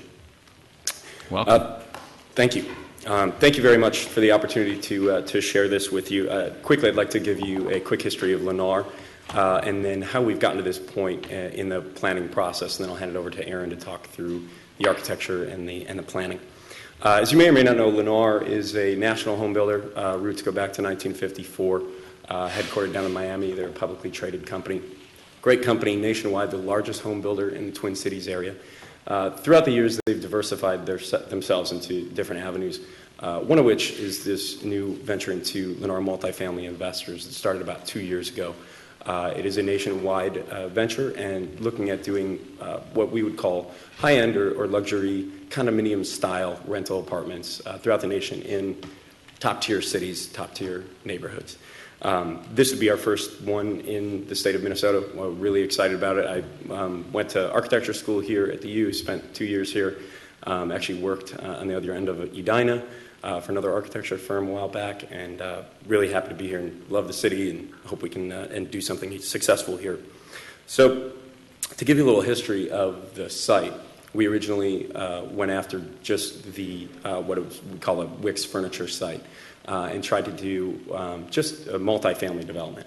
And with the houses in the rear and the setbacks from York Avenue and the city's intention to really keep a retail corridor throughout on York Avenue, it really started to push the envelope on what we were able to do. It started to really impede on getting a project done at that scale, or we would have to go above a scale that we think is necessary for this area.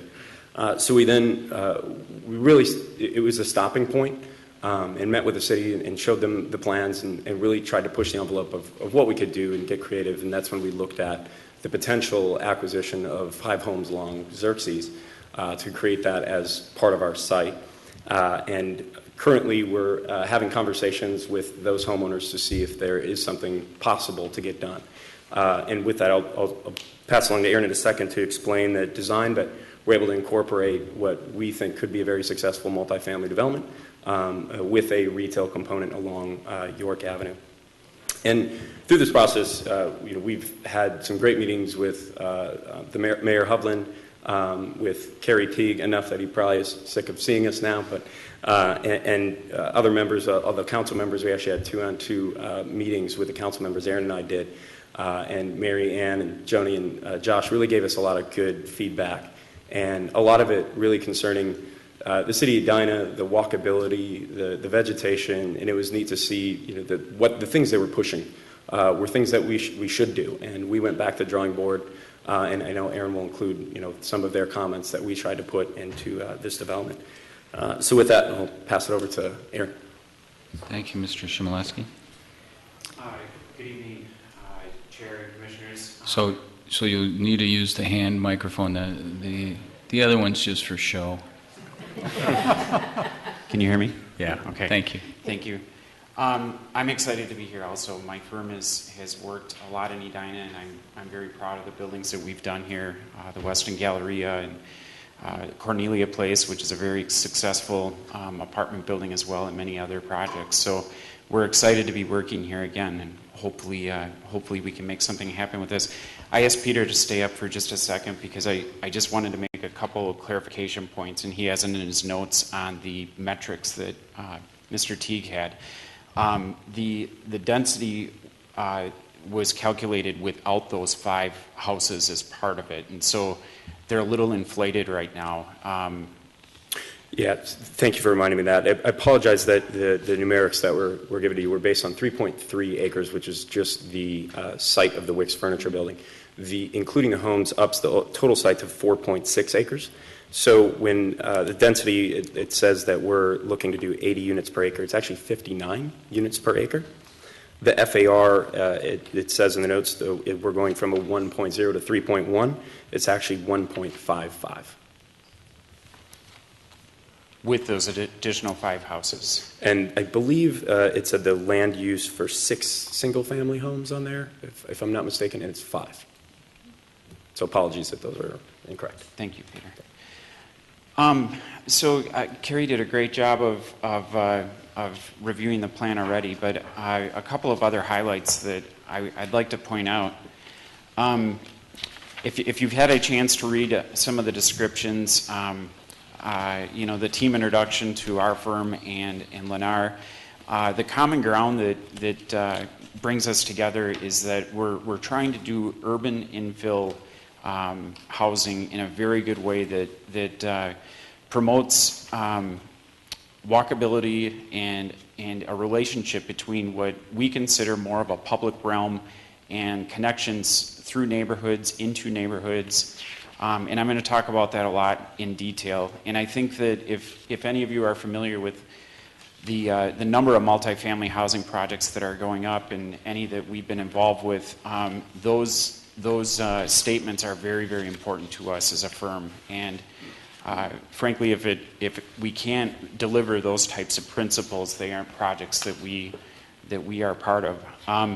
And then a quick overview of the green and sustainability features. I'll talk about them a little bit more in detail as I go through the plans, but our firm has written what we consider a green spec. And it's our standard spec that we don't deviate from unless we're specifically told to from developers.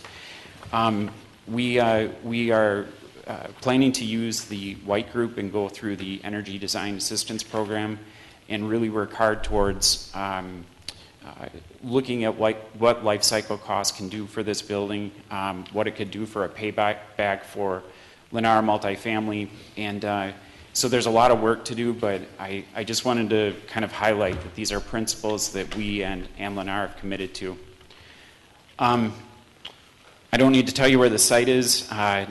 The next slide, which is in your package, is just a quick demonstration of the variety of height that truly is in this area. We understand that you have worked hard with your comprehensive plan.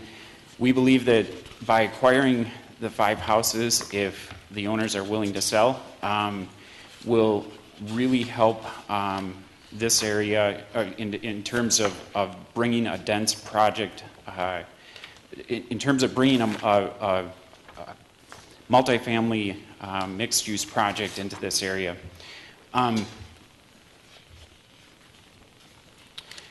And so this is the entrance, the main entrance off of York, and we are considering, and Lennar is in discussions with a couple of grocers right now, and also high-end restaurants and other people that may be a complementary use to both the neighborhood and certainly the residents. It needs to match with the residents. It needs to be something that would be part of their lifestyle and part of the reason that they would want to move here. And so in a lot of the projects that you're seeing go up right now, I just use the word lifestyle. These are becoming lifestyle apartment buildings where there's a large amount of amenity spaces and amenities that buyers or renters are excited about, and that's why they're moving into these. There's pools, there's spas, there's fitness rooms, community rooms, and a few other spaces I'll talk about. One of the things that was highlighted during our discussions with the City Council was all the connections that they would like to see through the site, which again is principle-based for our type of planning for these types of communities. One of them, especially along York, was to create a very nice sidewalk that was landscaped and that would follow the standards that you've already required on other parts of this area, from the street lighting and landscape and the boulevard between the street and the sidewalk, etc. And so I'm going to move to the site plan and then, whoops. And then I'll go back to those images for a second. A couple of the city council members had asked us to look at doing open terrace areas on both ends of the project. This end is the lobby leasing area, in that there would be an active use, we call them nodes, where these sidewalks would have clearly indicated pedestrian movement areas into these terraces or pocket parks. And they had asked to do it on both sides, where there was strong reasons for a pedestrian to cross over and utilize those spaces as they're walking down York. The other thing, I forget the exact number, it's in your package, but there is a walking path that literally is a sidewalk that connects from York to Xerxes and literally will allow somebody, residences and public, to cross through into the Richfield area, or vice versa, Richfield into Edina. And it can also be a walking path, we think, for dog walkers within the apartment complex, or just people that want a safe environment. You are crossing the street in a couple of areas, but we think by highlighting sidewalks like we're doing with clear pathways through, it actually slows down traffic and movement. And a couple of other things on the site plan. We think that by creating townhomes with personal stoops to the interior units with basically front doors onto from the first level onto Xerxes is a really strong way of kind of making a transition into those single family areas, and excuse me, and again also making a really strong statement to the sidewalks and a pedestrian experience. When there's front doors, people feel safer. Many of these we envision having chairs outside. There's people, more interaction with the street. As long as we're on this, I'll mention a few other things in terms of traffic movement. The idea is that we're trying to contain all the residential parking within the structure, in line it with active uses so you don't see that parking. So on the first floor, you have access into that first level parking area on the north side and the south side. And then there's a speed ramp going down to a full level parking plate underground. And the retail obviously needs surface parking, and the people that we've been talking to want that in front of their building and not enclosed. I think that's, as Carrie mentioned, this is the second level floor plan, and this starts to indicate some of the amenities that we've been thinking about. We kept the building open on the south side, and this is Cub Foods on this side, again, just to orient you. And the idea would be that we use a large planting screen so you don't see that service dock from this pool deck, but we're opening it up so the sun and open air can be part of the pool deck experience. Typical floor plate. That's the underground parking deck. This is the section that Carrie talked about. And then just the metrics really quickly. Right now we're hoping we can keep this. We are meeting code for parking, and I think that for both the retail and the residential. The unit mix, we are at 7% studios, 45% one bedrooms, 11% one bedroom plus den, and 37% two bedroom. I'm going to go back to those perspectives really quickly and just highlight a few more things. So here's the elevation along Xerxes, and the front door stoops that I talked about earlier with connections to that sidewalk. Building materials, we're looking at what we've jokingly called the Edina limestone that is absolutely beautiful on your building as the main material along York in the market. And the rest of the materials, we're looking at stone, brick, natural stucco, and a limited amount of metal panel as sort of these infill pieces to break up the facade a little bit. So I think that's a general overview. I'd be happy to answer any questions, and Peter and Doug are here as well. Thank you, Mr. Rosseth. As we start in on the questions, on these sketch plans, the questions and the discussion tend to meld together, so I think you'll find we like to have a pretty informal exchange, and we find that productive. But what I'd preface that with is, in the staff report, there was discussion about a number of comprehensive plan changes that would be necessary to do this, and so I think it'd be useful for the questions and the discussion to at least include some focus on whether this particular use or mix of uses is appropriate as one item. Secondly, some discussion about the height and the density. Obviously, those are potentially big changes from what our comprehensive plan calls for now. And then finally, kind of the site configuration and how that works. I'm sure there will be other things, but I'm hoping that the questions and the discussion can focus on that. So with that, Commissioner Grable. Thank you, Chair Staunton. First, I'm encouraged that somebody wants to redevelop that site because going north on York across from Southdale, that area just cries out for development and improvement.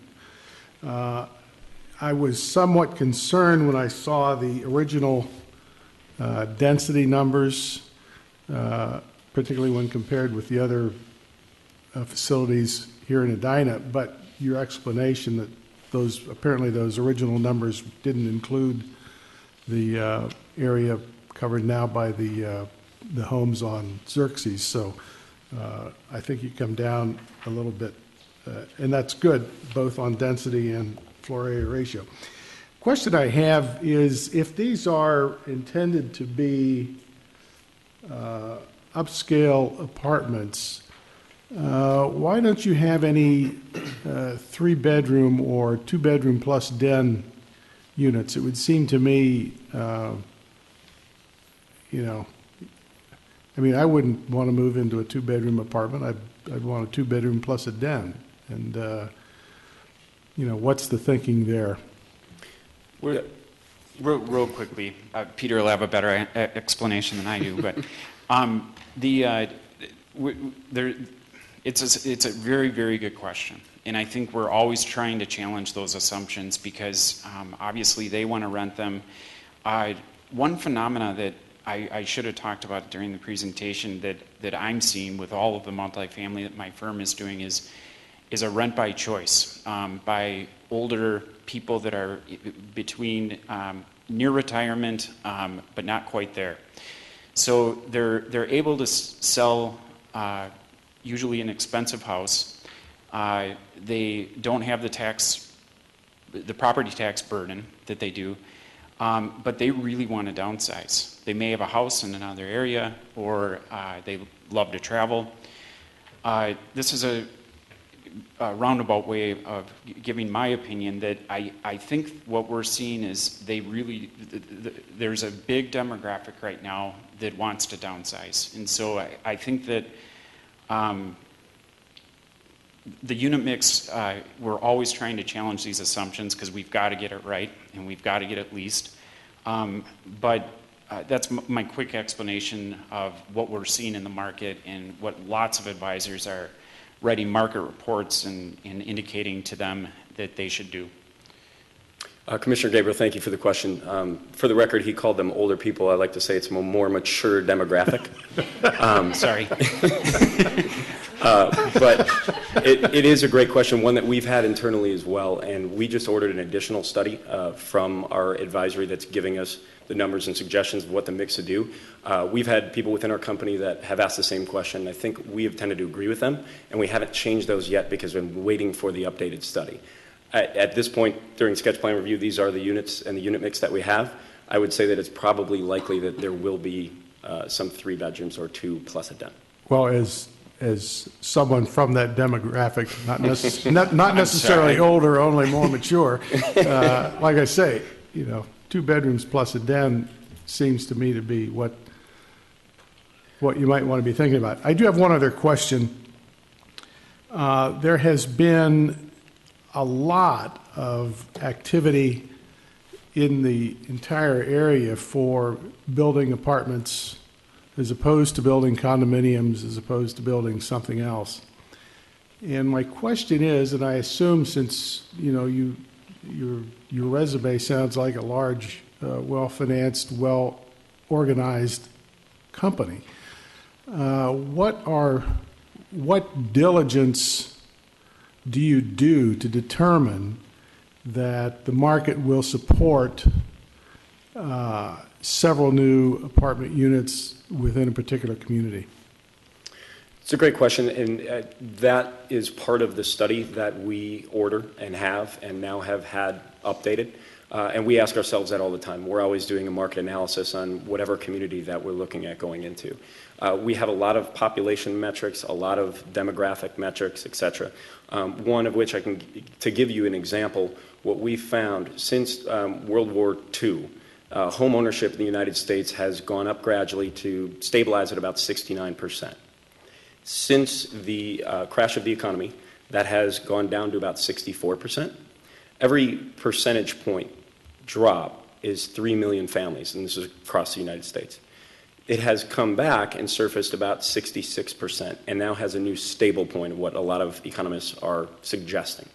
What that tells us is there are a lot more people that the American dream has changed a little bit, and that renting is a little bit different than it used to be before. A lot of times we label this as multifamily. We don't say apartments because there's a connotation sometimes that apartments are that a little bit older product rental and you're just waiting to buy your new home. That's changed a lot, both with the demographic that's coming out of college and young urban professionals that are looking to rent and don't hurry in to buy a home, but also, as Aaron mentioned before, rent by choice. So when we use those percentages, metrics, anecdotal evidence that really covers the entire country, along with the actual numerics that we have from the studies in the city of Edina and the neighborhoods and by zip code, and we're very confident that there is a lot of room for that absorption. And I think there's good reason for people that want to be here. We know the Southdale project and the Byerly's project, and to us it's exciting. It's competition, but there's a good reason that they're here and that we're here. Commissioner Carpenter.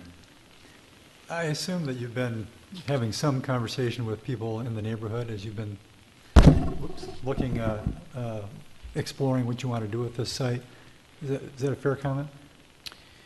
Yes and no. Some of this as I'm sure you understand, is easier for us when it's outside of the public realm until we can figure out exactly what we're doing. You've probably seen it hit a lot of news cycles lately, and which is a great time for it to happen because now we're prepared. We've got a product that we really enjoy. We wanted to contact the homeowners on Xerxes before anybody else, and we've done that through a residential broker that we've been using. We've made them privy to the entire plan and what's happening, and we really wanted to talk directly with them before anybody else. What kind of feedback are you getting? Pardon me? What kind of feedback are you getting? It's mixed. We call them homes and not houses. We're very sensitive to the fact that there are families that live in these residential homes and probably weren't planning on moving before we came in, and have offered them an opportunity that I think is once-in-a-lifetime type opportunity. We've done a lot of assessments to the values of their home and are currently offering 30% above market value of each of their homes, which can be pretty significant when you add in that we're also paying for all of the closing costs and commission costs on their behalf as well. So, for example, if a house is $200,000, it's getting close to $300,000. 2 of the homes are currently foreclosed. We've been in conversations with both of those banks about how to potentially acquire them if the 3 current occupied homes do take us up on the offer. That's all I've got right now. I was just curious. Thank you. Commissioner Carr. Well, first I just wanted to compliment you on the design of the building. It looks very lovely, with the interior courtyard and the exterior looks very lovely. So I compliment you on that. I guess my concern has to do with density. I know the number's gone down. That still appears to be higher than what the comprehensive plan would allow for in Edina. And looking at the other units in Edina, it's still, well, clearly on the high side. You said 59. I'm looking at the chart. Other than one senior housing, it's well in excess of other developments in Edina. So I'm just wondering if you've considered, well, first of all, maybe reconfiguring the apartment units. I would agree that I think that if you're calling these luxury apartments, I think 3-bedroom and 2+den makes more sense.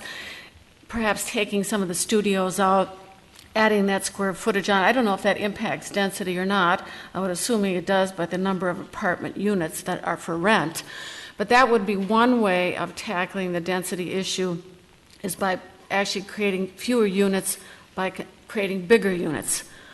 One other comment I had too was that I believe that there would be a request for a variance from the east side, which is where you're purchasing those, where you'd like to purchase the properties, and then across the street there would be homes.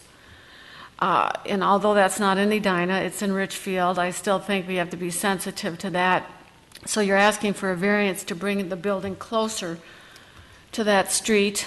And so again, if there's something that could be done in the design that might not feel like that apartment complex is right up against those homes, again, by perhaps reducing some of the units, maybe not having some of the units on that end, or by even having some cantilevered units so that there's some variation from an architectural standpoint, so it's not as overwhelming for the residents who are across from that.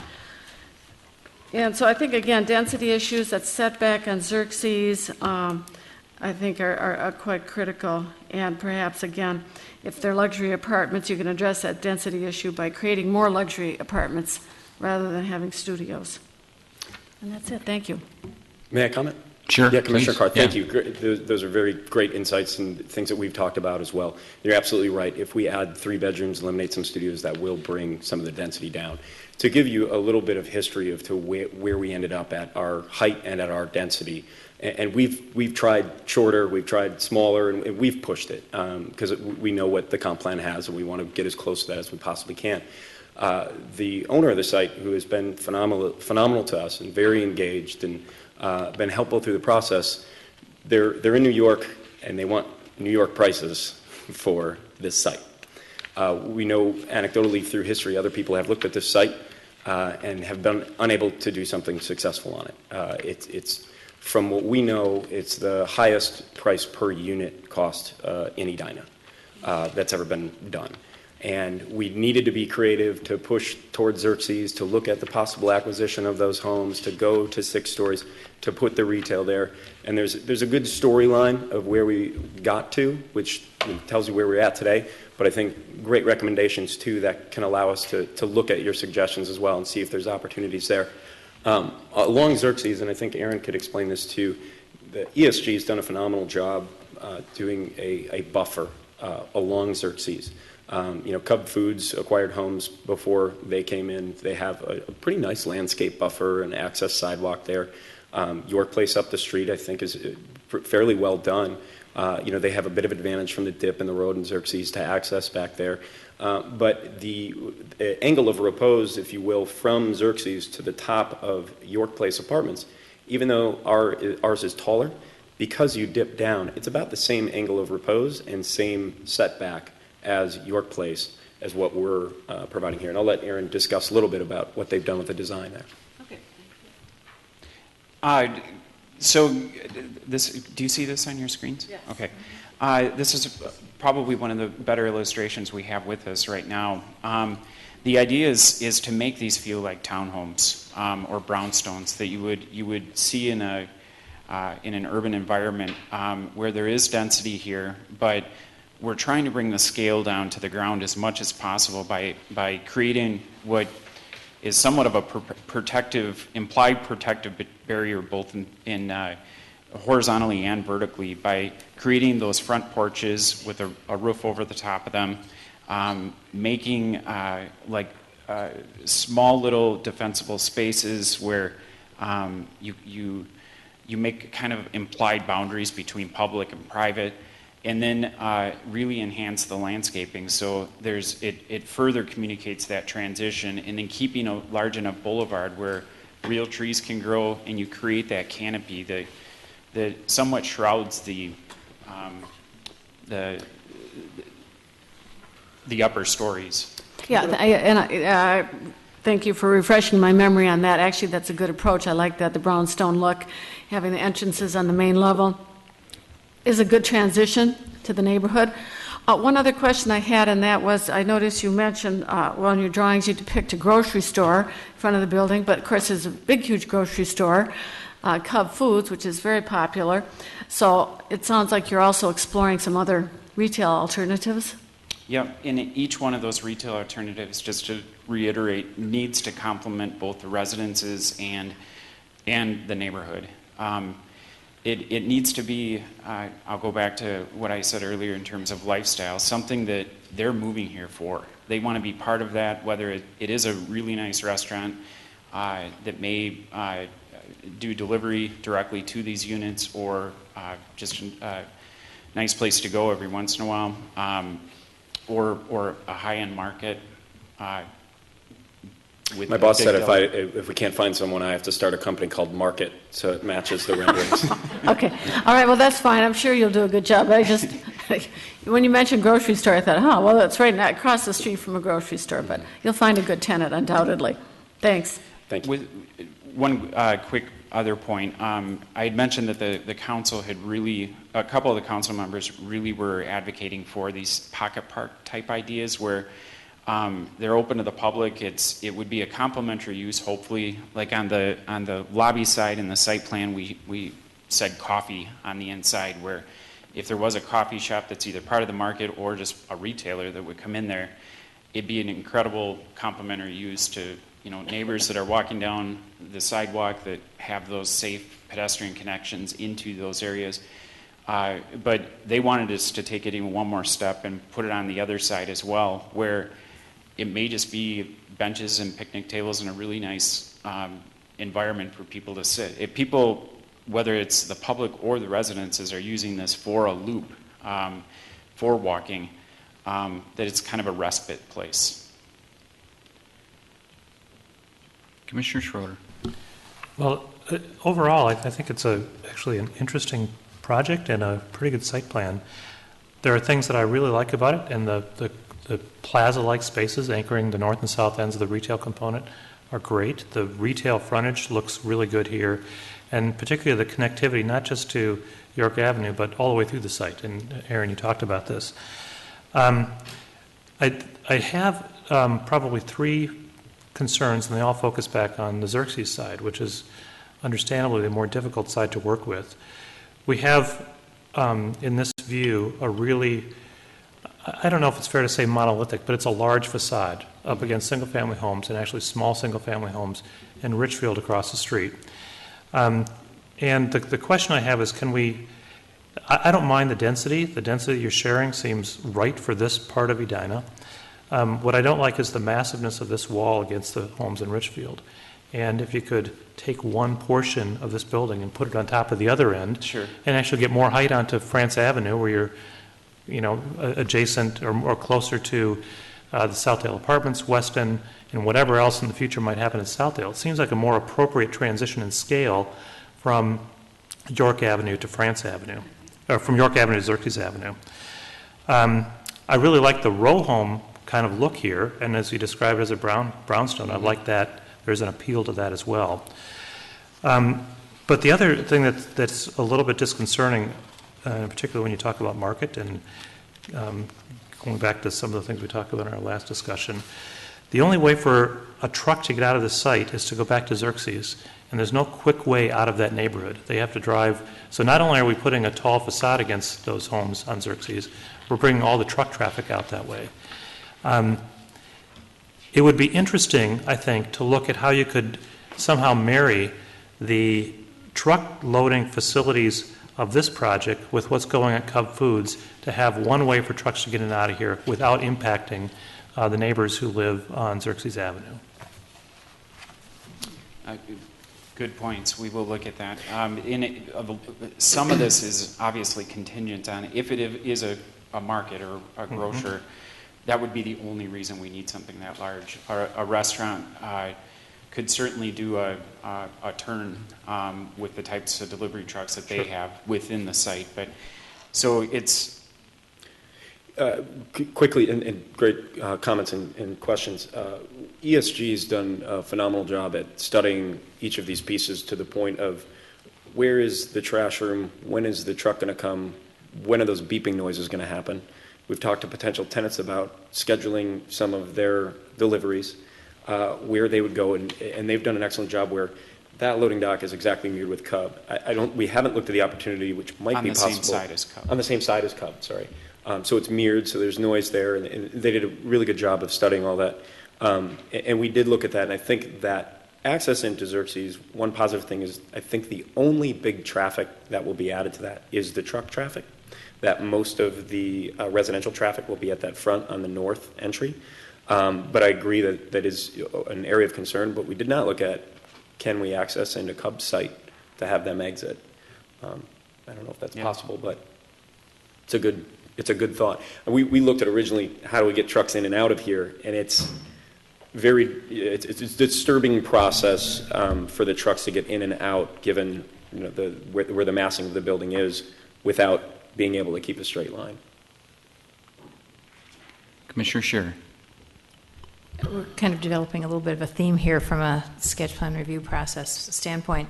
There is much to like about your plan. I share several of the commissioners' concerns about the Xerxes side. When I first looked at the plan and I got sucked into the blue color for the townhome-like facades, and I thought, oh good, we have a step back kind of a thing. Then of course went deeper into the plans and realized no, we're looking at some visual cues that look like brownstones, but we're going to have a straight up facade of 6 stories on that side. That's a lot, in my opinion, on what is essentially, at this point anyway, a residential street. And when we look at the setback, proposed setback, which is much less than the city standard from that kind of a location, that concerns me. I also feel as though when I look at this site, and this picture really shows it, there's a lot of, for a site this size, there's a lot of cement. We've got a lot of exterior parking. We've got, these 2 sort of long areas on the side. there isn't a lot of opportunity for greenery or other kinds of planting for what is going to be a really very large, albeit attractive building. And that troubles me a little bit in terms of an area that's adjacent to a residential district. I hadn't thought about Commissioner Schroeder's comment about trucks, but I'd find that concerning if I were a resident of Xerxes. If there were another way to configure that so that it went out on the busier street and on the Edina street, I would find that much more attractive. Commissioner Scherer, thank you. I'll go to your last question first and then the former. If you go to the site plan, one I think we agree, but I think the site plan, this is where everyone sees the site plan. If the project is built, you never see the site plan. It comes from the street level. And if you look at all the renderings, we try to make it as realistic as possible of what the green space that we are doing will look like. And I think all of us, we were pushed by the city council members to add more green space, move the sidewalk back. And we think they're great suggestions. And if you look at the renderings, I think we've successfully utilized as much area as we do have, a lot to really make this a park-like feeling and park setting. I agree from a site plan standpoint, it does look like it's a lot of concrete. There's no doubt in that. One thing I want to mention, the setback from Xerxes is not necessarily established because we're trying to push towards Xerxes. If we go from left to right, what we've done is we've tried to maximize that sidewalk along York to give it a buffer space, and as the mayor had suggested, push the sidewalk off of York as far as we can, vegetate. Then we used code minimums for parking lanes, and the entrance in front of the retail. Then we used what we consider a minimum for anyone that's going to occupy that space depth-wise. Then we used minimum again for parking spaces, drive lanes, parking spaces, and then the unit plan. So that 25-foot setback is that's what we have left to fit this building onto the site, if that makes sense. It doesn't shorten that site, it just tells you how we got to that point. The other thing is currently that block, and I agree, I think we need to be very considerate of the Richfield side and the houses that are looking that way. There's currently 2 foreclosed homes as part of these 5 homes. The value of their home will actually, from what we know from other projects similar to this, will actually go up quite a bit with this development across the street. Arguably, if we do this project the right way, I agree that 6 stories might be high, and we can look at potential of trying to pull that back, especially on, I think you mentioned on the top floor, maybe pull it back and have that be a little bit less. But there are also positives to the houses across the street.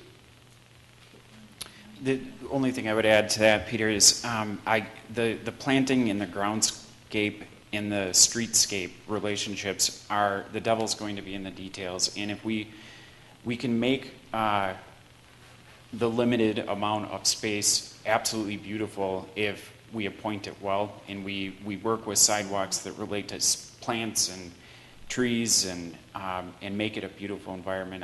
But that's the challenge, no doubt. Okay, I have one final question. How do tandem parking spaces work? You have to ask your roommate. Your roommate's got to get along. I mean, I assume you assign one bay to one apartment, and they have to juggle their own cars? Your parking plate always drives these types of developments, and the parking requirements are, we try to meet them in every area that we're working on. Tandems aren't ideal, but it's parking stalls are about $25,000 for underground parking per stall. For construction. For construction. And so every square inch of these buildings we have to utilize in order to make performance work on the development end. So they're not ideal. They do work and they do lease. They're subsidized a little bit from the regular rent that they would charge for a regular parking stall, but we try to limit them wherever we can. Interesting concept. Yeah. Or you could have a boat. Commissioner Platter, and then Commissioner Grable. Yeah, thank you. I had just a couple comments here. Kind of picking up on that Xerxes theme, one of the things that have you considered 2 or 3 story townhomes there?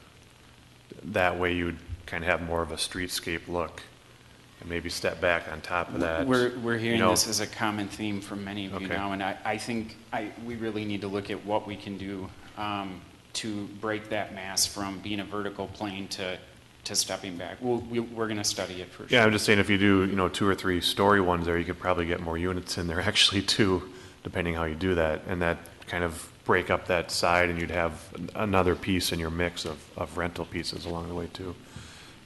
Did you ever consider going right up to York with the retail and siding that or something? That's one of, in the comp plan, it's really pulling that to the street, if you will. And if you've probably seen some of our other things in the Byerly's project that came through, they kind of turned it to be, not just a sea of parking, it's kind of a half sea of parking, which, is in my opinion better. So you have that street there with the glazing and everything up to the street. Was that a option that you would explore? Another compliment to ESG is I think they've gone through and studied both the things you mentioned. We actually started with townhomes on the back, and we couldn't get it wasn't dense enough. The project just didn't work. That because of the land costs, it all comes back to this is what the land cost is. We have to get to that certain point. I think there's a great opportunity, per your suggestion, to put townhomes back in, and I think we can look at starting to pull it as back. part of the building. But for your example, 3 stories, I think, is still going to be short of what we're going to need for the unit. Yeah, I don't know. You see a lot of those. But I think 3-story. it's a great idea. It might be back to the, I'm sure you the don't 3 go to units. 4, but 3-story is fairly common. Or the 3-bedroom units, yeah. And we also looked at retail towards York, and that's where we started, and got immediate pushback from every single potential tenant.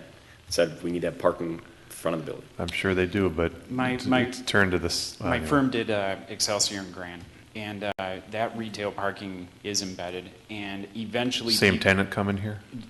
Trader Joe's, no. We can call them. You don't have to answer that.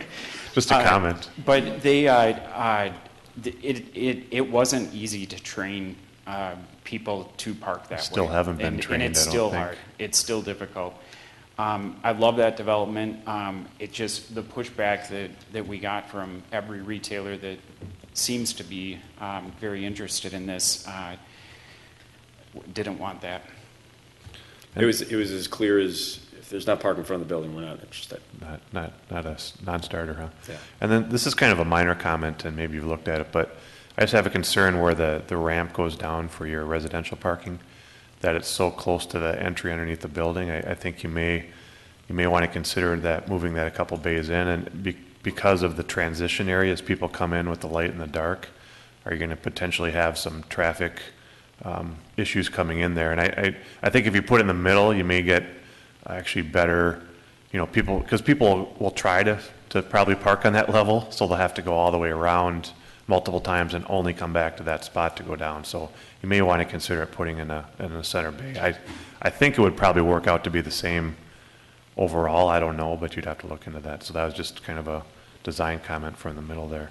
But overall, I would say, I'm not necessarily opposed to the density or the height here. I mean, if it can be made to look like this and be, very cognizant of the green space and the sidewalks and how we're putting the pedestrian pieces together here too. So those are my comments. Thank you. Oh, one last thing. I would also make a pitch for the affordable housing piece that came up in the senior housing we just approved. I think it ended up at 10%, right? I believe in that range. So that, to me, that would be a requirement from my standpoint for approval on this. Commissioner Grable.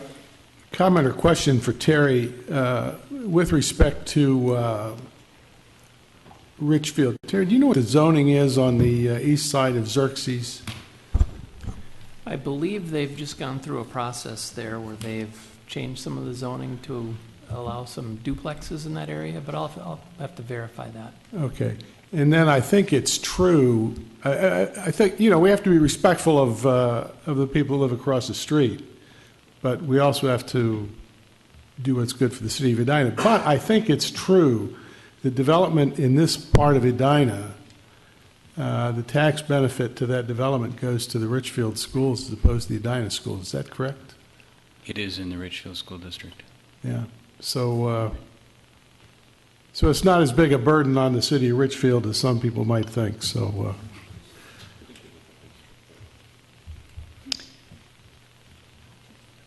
I would, Commissioner Forrest, go ahead. Well, since you're here for feedback, that's what I'm going to give you, and I'm concerned.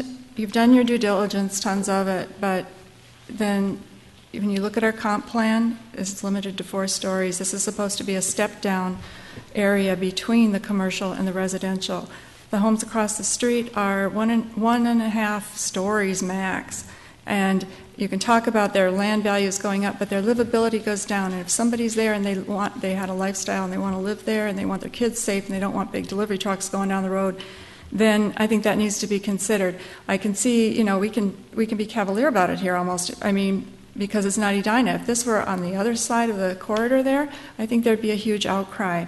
So I agree with the idea of bringing down the height on the east side. I think it's crucial. And, it's either PUD or variances. Well, you look at the PUD, we're going to want stuff from you, and we might want a lot of stuff from you. And if it's variances, well, economic factors do not constitute a sole reason for variances. There have to be some very unique things about their property that would mean, it'd be hard to do a whole lot in this realm without it, other than the dollars.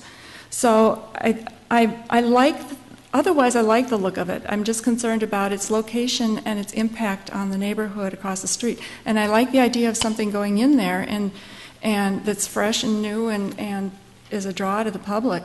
But I'd really strongly be opposed to delivery trucks going on Xerxes. I'd like to, in ways, I know there's a lot of factors that go into this as far as people moving in and out and flow with your garage and stuff, but at this point, I'd prefer not to even see an access point on Xerxes. I like it, but I'm really concerned. I think density is one thing, but it's height and massiveness and the impact on the existing neighborhood, which is a quiet little neighborhood over there. That's a big concern to me. Commissioner Forrest, thank you. I think we are all on the same page, and I agree with all those comments. And I think that's the way we came in looking at it, and still look at it now. And I appreciate your comment as well that if it's just $1 cents, it doesn't help.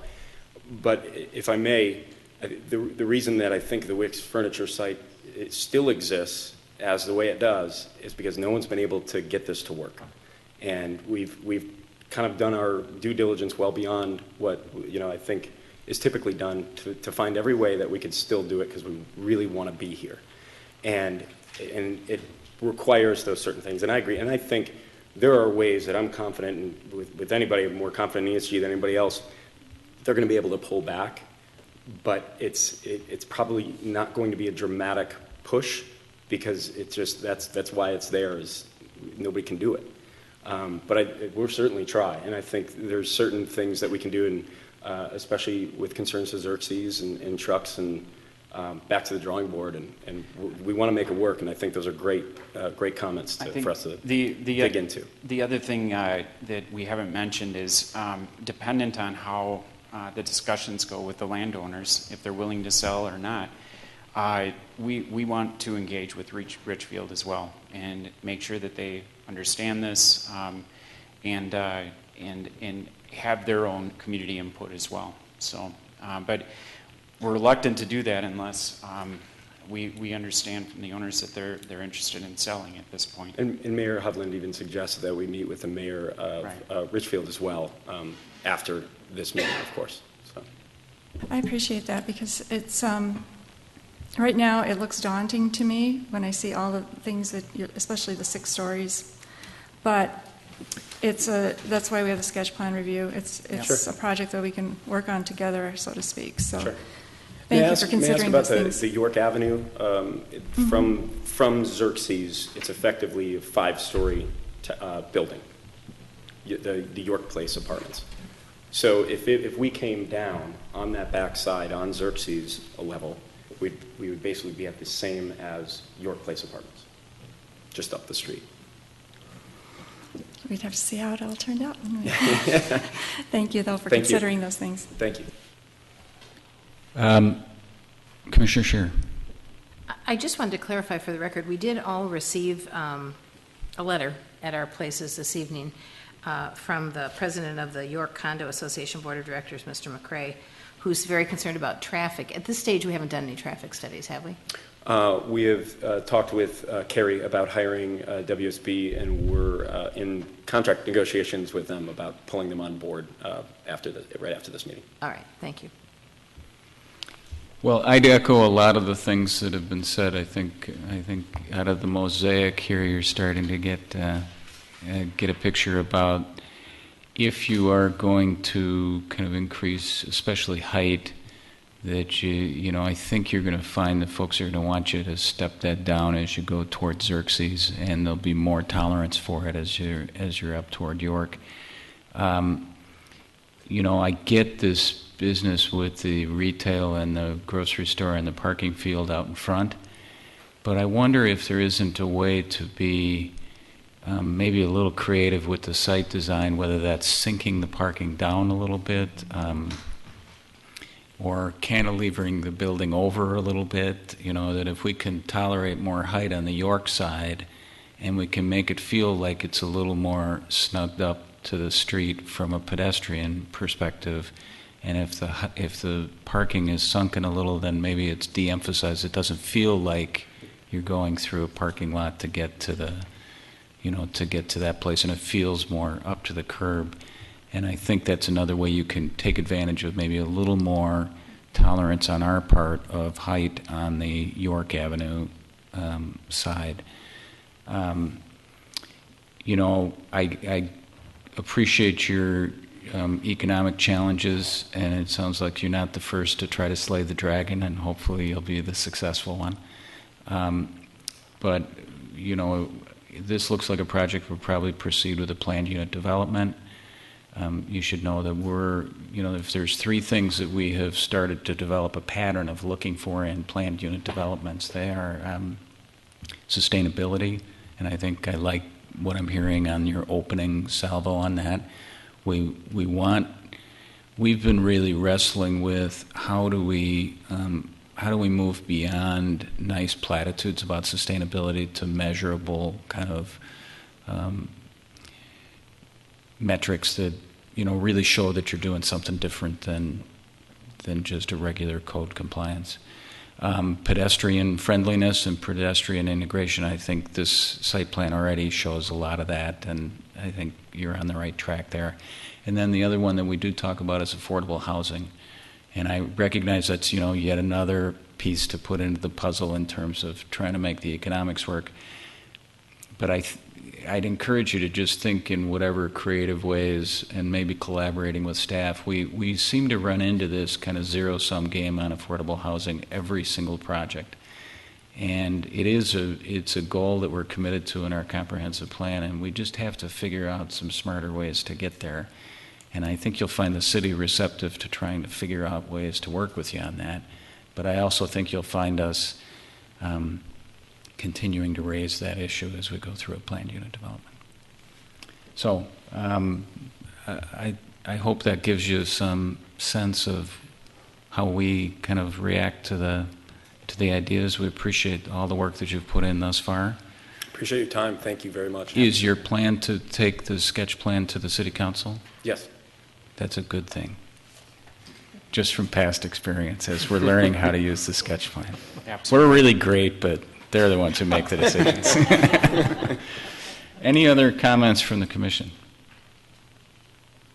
All right. Well, thank you very much. Anything else you want to add before we wrap up? Thank you, everybody. Thank much you. For your Great, comments. great input. Appreciate All right. it. Thanks, gentlemen. Okay, so the other item we have on our reports and recommendations is the 2014 work plan. This is an item I asked Carrie to put on the agenda, not because as we welcome Commissioner Potts back to the table, not because I want to talk about it in detail here, but I think the council has done a nice thing with asking boards and commissions, and I think they've committed to this themselves, to develop annual work plans. And so every fall, we're going to need to construct something that talks about what we want to accomplish next year, and then meet with the council to kind of present that to them, and then have a work session with them about our work plan in early 2014. And so I want to set aside some time. We have started to get our meetings, last meeting notwithstanding, have started to get pretty robust. And this is one item, and there's a couple of other items I want to talk about quickly as well. But I wanted to get this in front of you because I want all of you to think about items that we ought to have on this work plan. So it's a two-step process. One is, what's the inventory of things we ought to be working on? And then second, what's the priority we ought to tackle them in? And I want to have a portion of a meeting, I don't know if that's a more informal setting that we meet maybe for an hour before our regular meeting, or if we make it part of a regular meeting. I'm interested in your input on how we schedule that, but I'd like to try and do it in September or no later than our first meeting in October, so that we can settle in on a set of priorities for how we proceed. Commissioner Scheer. I would like to see it as an addition to our regularly scheduled meetings. I think additional meetings beyond that gets a little difficult for everybody's schedules to manage. So I'm game for before. I hate to say after because we don't know when the after would be, so probably before. Maybe a 6 o'clock instead of a 7 o'clock. Okay. I would concur with that. That's what I was thinking there too. I think it's too much to do during a meeting, right? So and we it would might have to, might even be able to meet in the mayor's conference room Sure. and just have a more informal kind of list, and then obviously at a would you know, that at a still be a regular public meeting. meeting though? Or? Sure, Yeah, anybody okay. who wanted to could Okay. attend, but sometimes being around a table, it's a little easier to have an informal discussion that Have a can direct get us to a conversation. draft, right. The other two items that we need to squeeze into our agenda, one is we've been trying to get a session with the city attorney to talk about various issues. You know, we have been working with the new state statute, it's hardly new anymore, on variances, but I think it's worth us having a session with him about that. And Carrie, you had kind of tentatively talked about a date? September 25th. He has it on his calendar. And is so that a regular meeting for us? It is, so it could be a 5, 6 o'clock.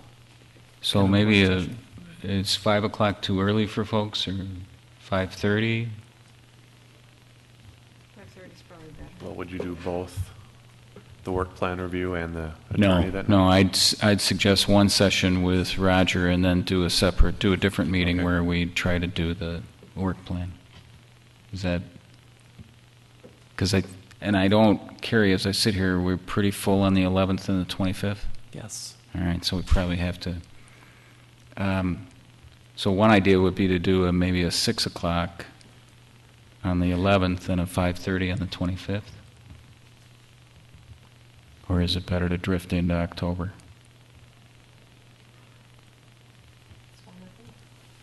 Let's get it done. All right, let's try and do that. The last piece that I want to get on the calendar, but it may not be as urgent, is the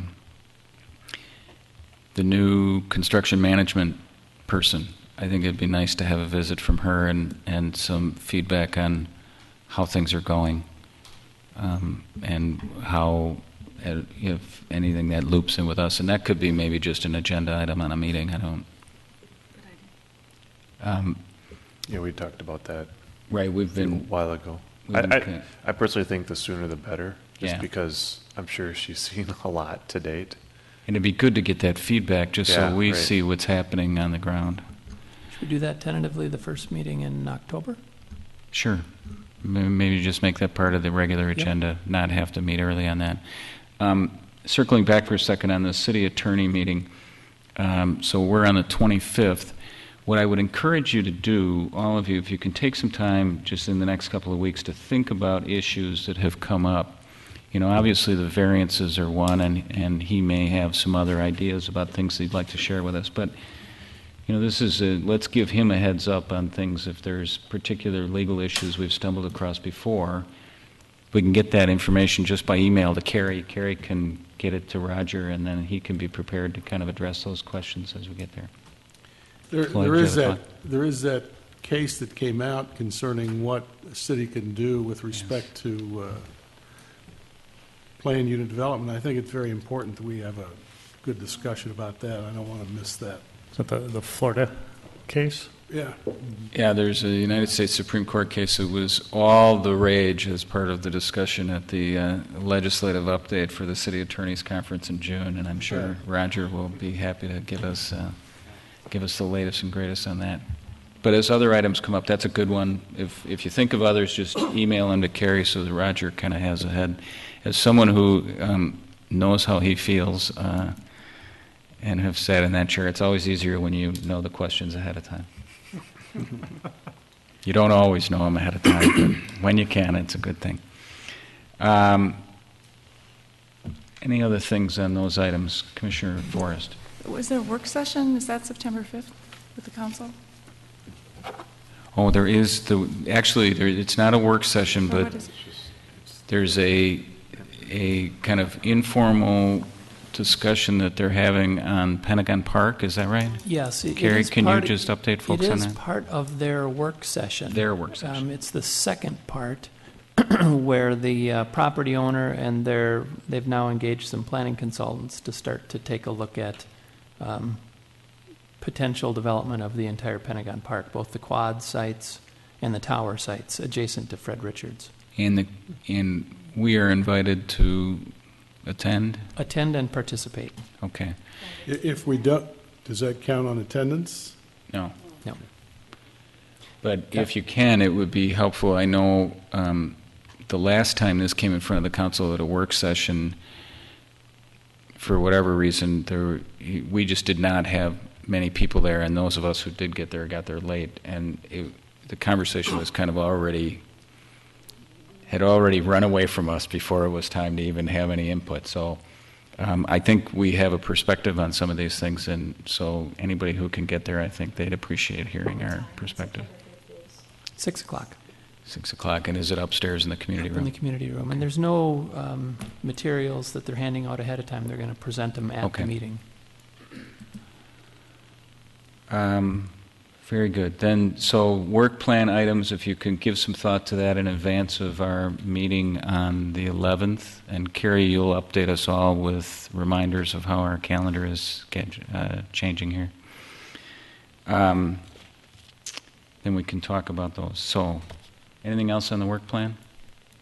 Or those other items? No. Very good.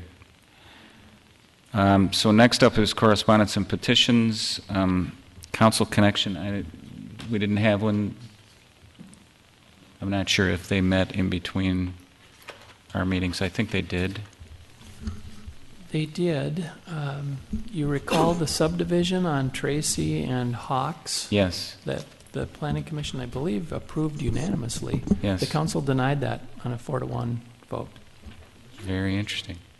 Tracy, right across Hawks. from the old kind of cinder block building house that we did approve. West of Tracy. The west side of Tracy, running up Hawks They were going to share. Drive. It's a common driveway, right? Right. Yeah.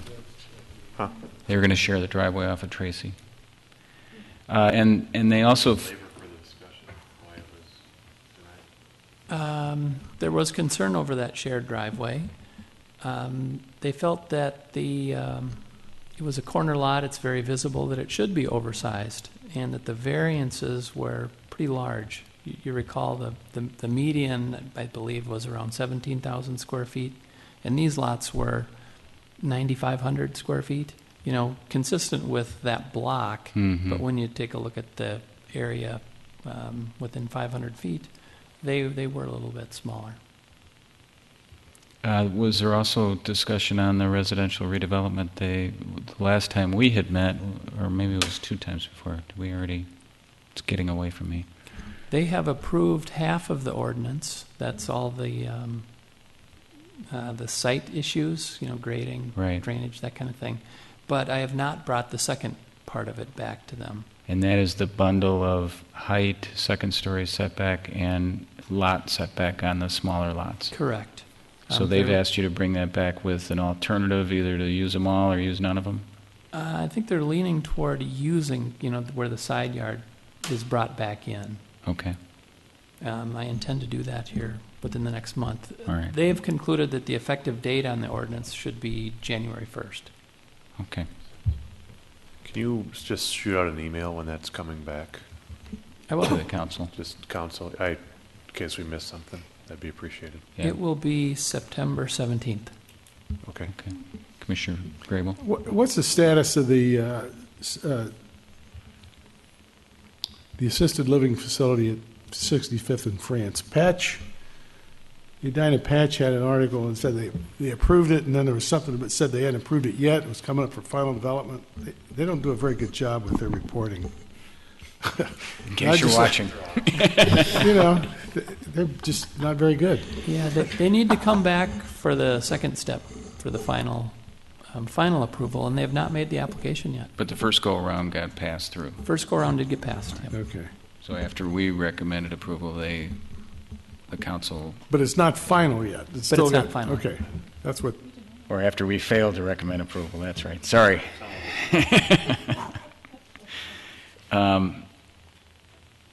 Any other items to catch us up on the council? Okay. Then we're on to correspondence and petitions. Oh, we already did that. Now we're on to chair and commission member comments.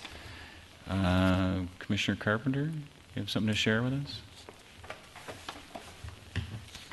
Well, it comes as no surprise. It's probably one of the worst kept secrets around. I am stepping down from the commission. This is my last meeting.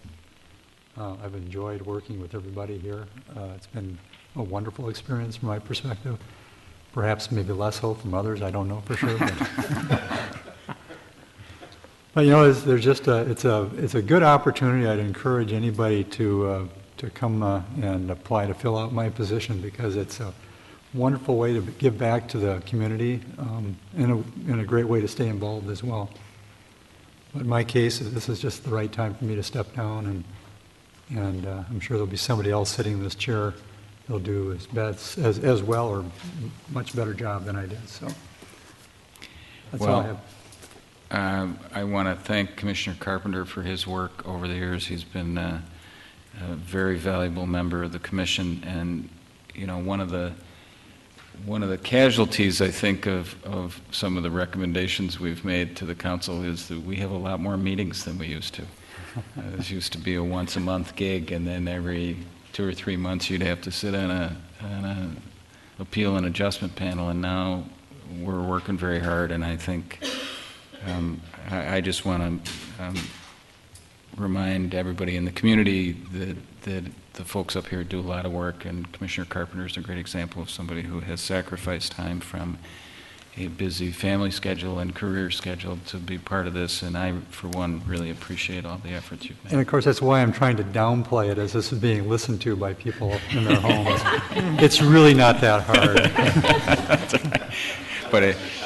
But fun people you get to hang out with, that's the benefit. So thank you for your service. I will let folks know that the council decided to fill the spot just on an interim basis for the balance of the year, and then that spot will be filled on a permanent basis in February. And they have appointed our old friend Commissioner Fisher to return. So it's like the Hotel California. He can check out, but he can never leave. So he will join us for the next several months. Other comments from the commission? I will say, on behalf of Commissioner Schroeder and I, we are sitting on the Grandview Community Advisory Committee Phase 3, and it's starting to feel like the Hotel California as well. But we have had a couple of meetings, and we're trying to work toward recommendations on how to proceed on things, and we'll keep you updated as it moves along. If anybody feels like it's going too quickly, just let us know, and we'll slow it down for you. Commissioner Platter. I just had a comment. The Living Streets Work Group is meeting on the 4th of September as their first kickoff meeting. And then they believe they're going to plan a meeting monthly on that first Wednesday, I believe, right? So Commissioner Carr and myself will, hopefully at least one of us will get to get those meetings. And for members of the Just a heads public who up. might be watching, this is kind of the pivot because the council has adopted the living streets as a kind of concept, and now we're moving toward making a plan that Making implements it it. codified at this point. They adopted the concept essentially, and this would be making it put in our code. Terrific. Okay. Other commission comments? Staff comments? Thank you all for your work. I would entertain a motion for adjournment. I move that we adjourn. Is there a second? Second. All in favor say aye. Aye. Opposed, same sign. Thank you very much.